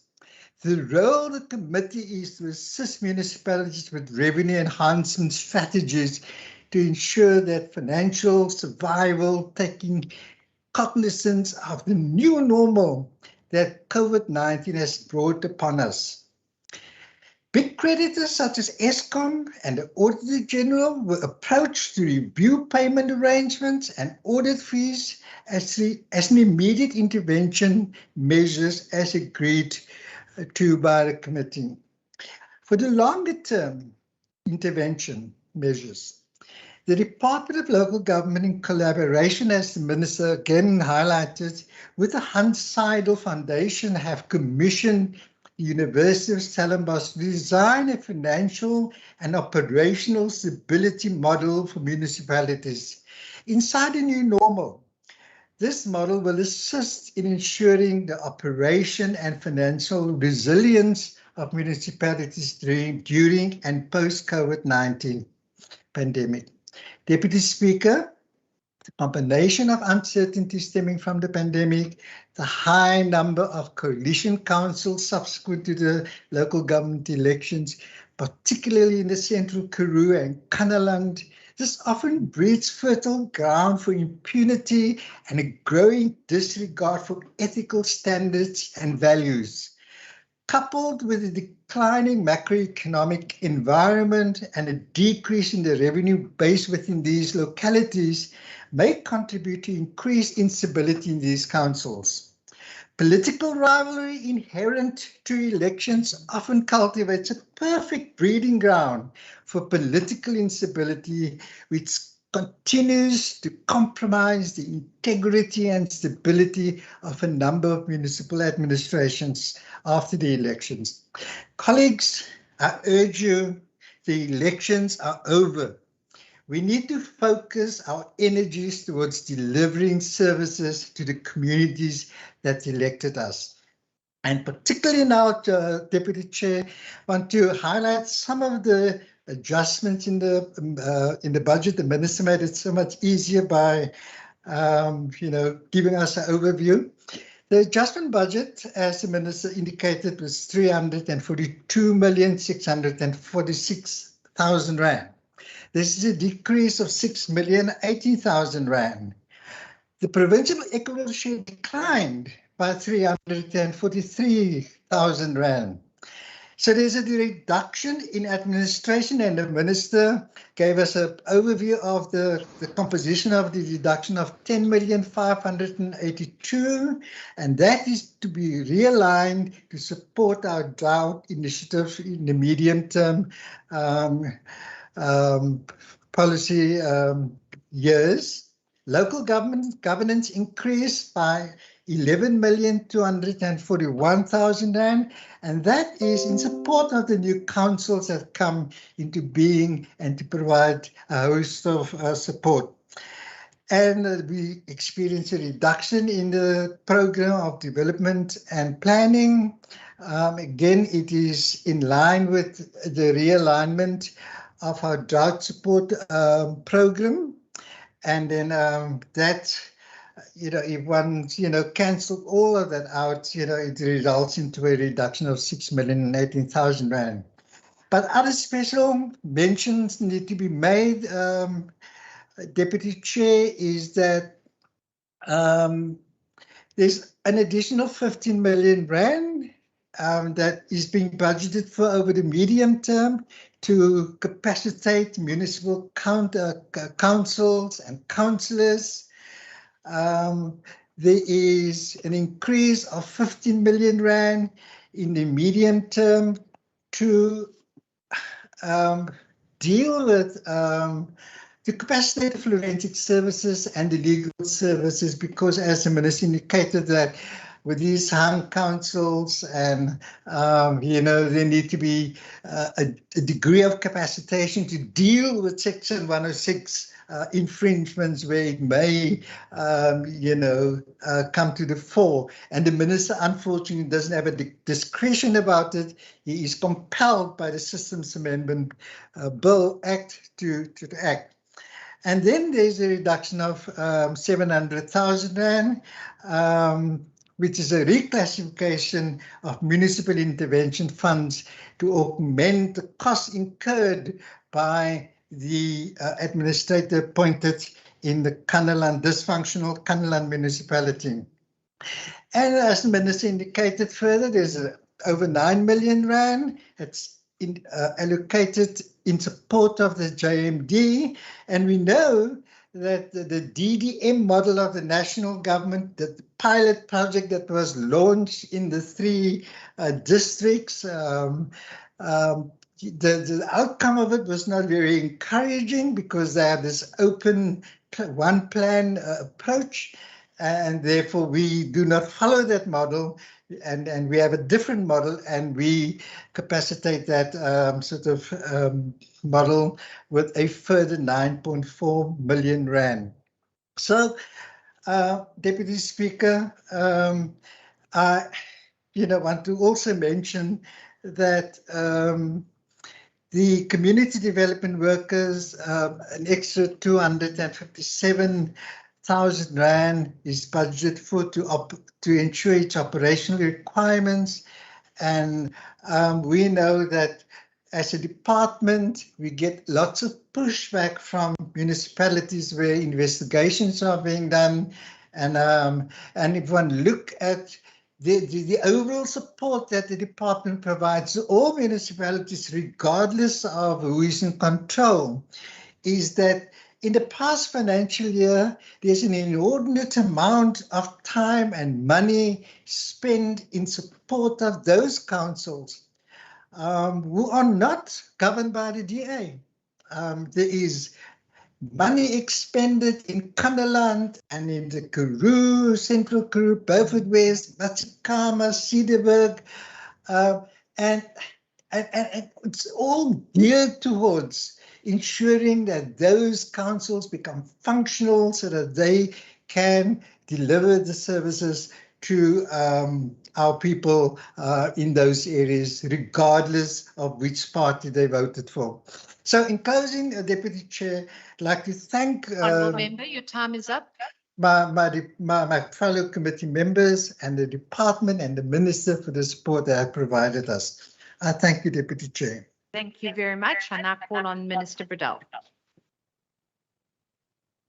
Thank you, Deputy Speaker. Deputy Speaker, from my side, also thank the Standing Committee Chair and his committee. I want to ensure this House that we as a department, we don't distinguish between political parties. We give advice where necessary. We give support where necessary as we see it. And unfortunately, we're not there to be popular. We're there to do the right thing. We're there to promote best services and best practices for the citizens of this province. And irrespective of the political party, if we need to act, we will act. If we give advice, it's how we see the legal framework, etc. So there will be no bias from our side, that I can promise the committee. And that's exactly what we're going to try and do through this adjustment process. There will be people who don't like what we tell them, but that is what it will be. There is still municipalities who don't pay Eskom. There's no excuse for a municipality not paying Eskom. And we need to be strict on that. And actually, everybody needs to take hands on that. But Honourable Chairperson, with that couple of words, I want to put on the table, the local government adjustment appropriation bill for 2021-22 financial year. Thank you. Thank you very much, Minister. That concludes the debate on this vote. Honourable members, with your indulgence, I'm going to call a break for lunch. If I could, if there are no objections, if we could return to the House and online at 1400 hours, that's 2 p.m. Is everybody in agreement that we will have just on 50 minutes break for lunch? 45, we're there. Any objections? Agreed, Deputy Speaker. None? Agreed. Are there any objections? No objections. Speaker. Okay, noted. Thank you very much. So just to be clear, we will return with the vote for transport at 1400 hours sharp. Thank you very much, honourable members. Agreed.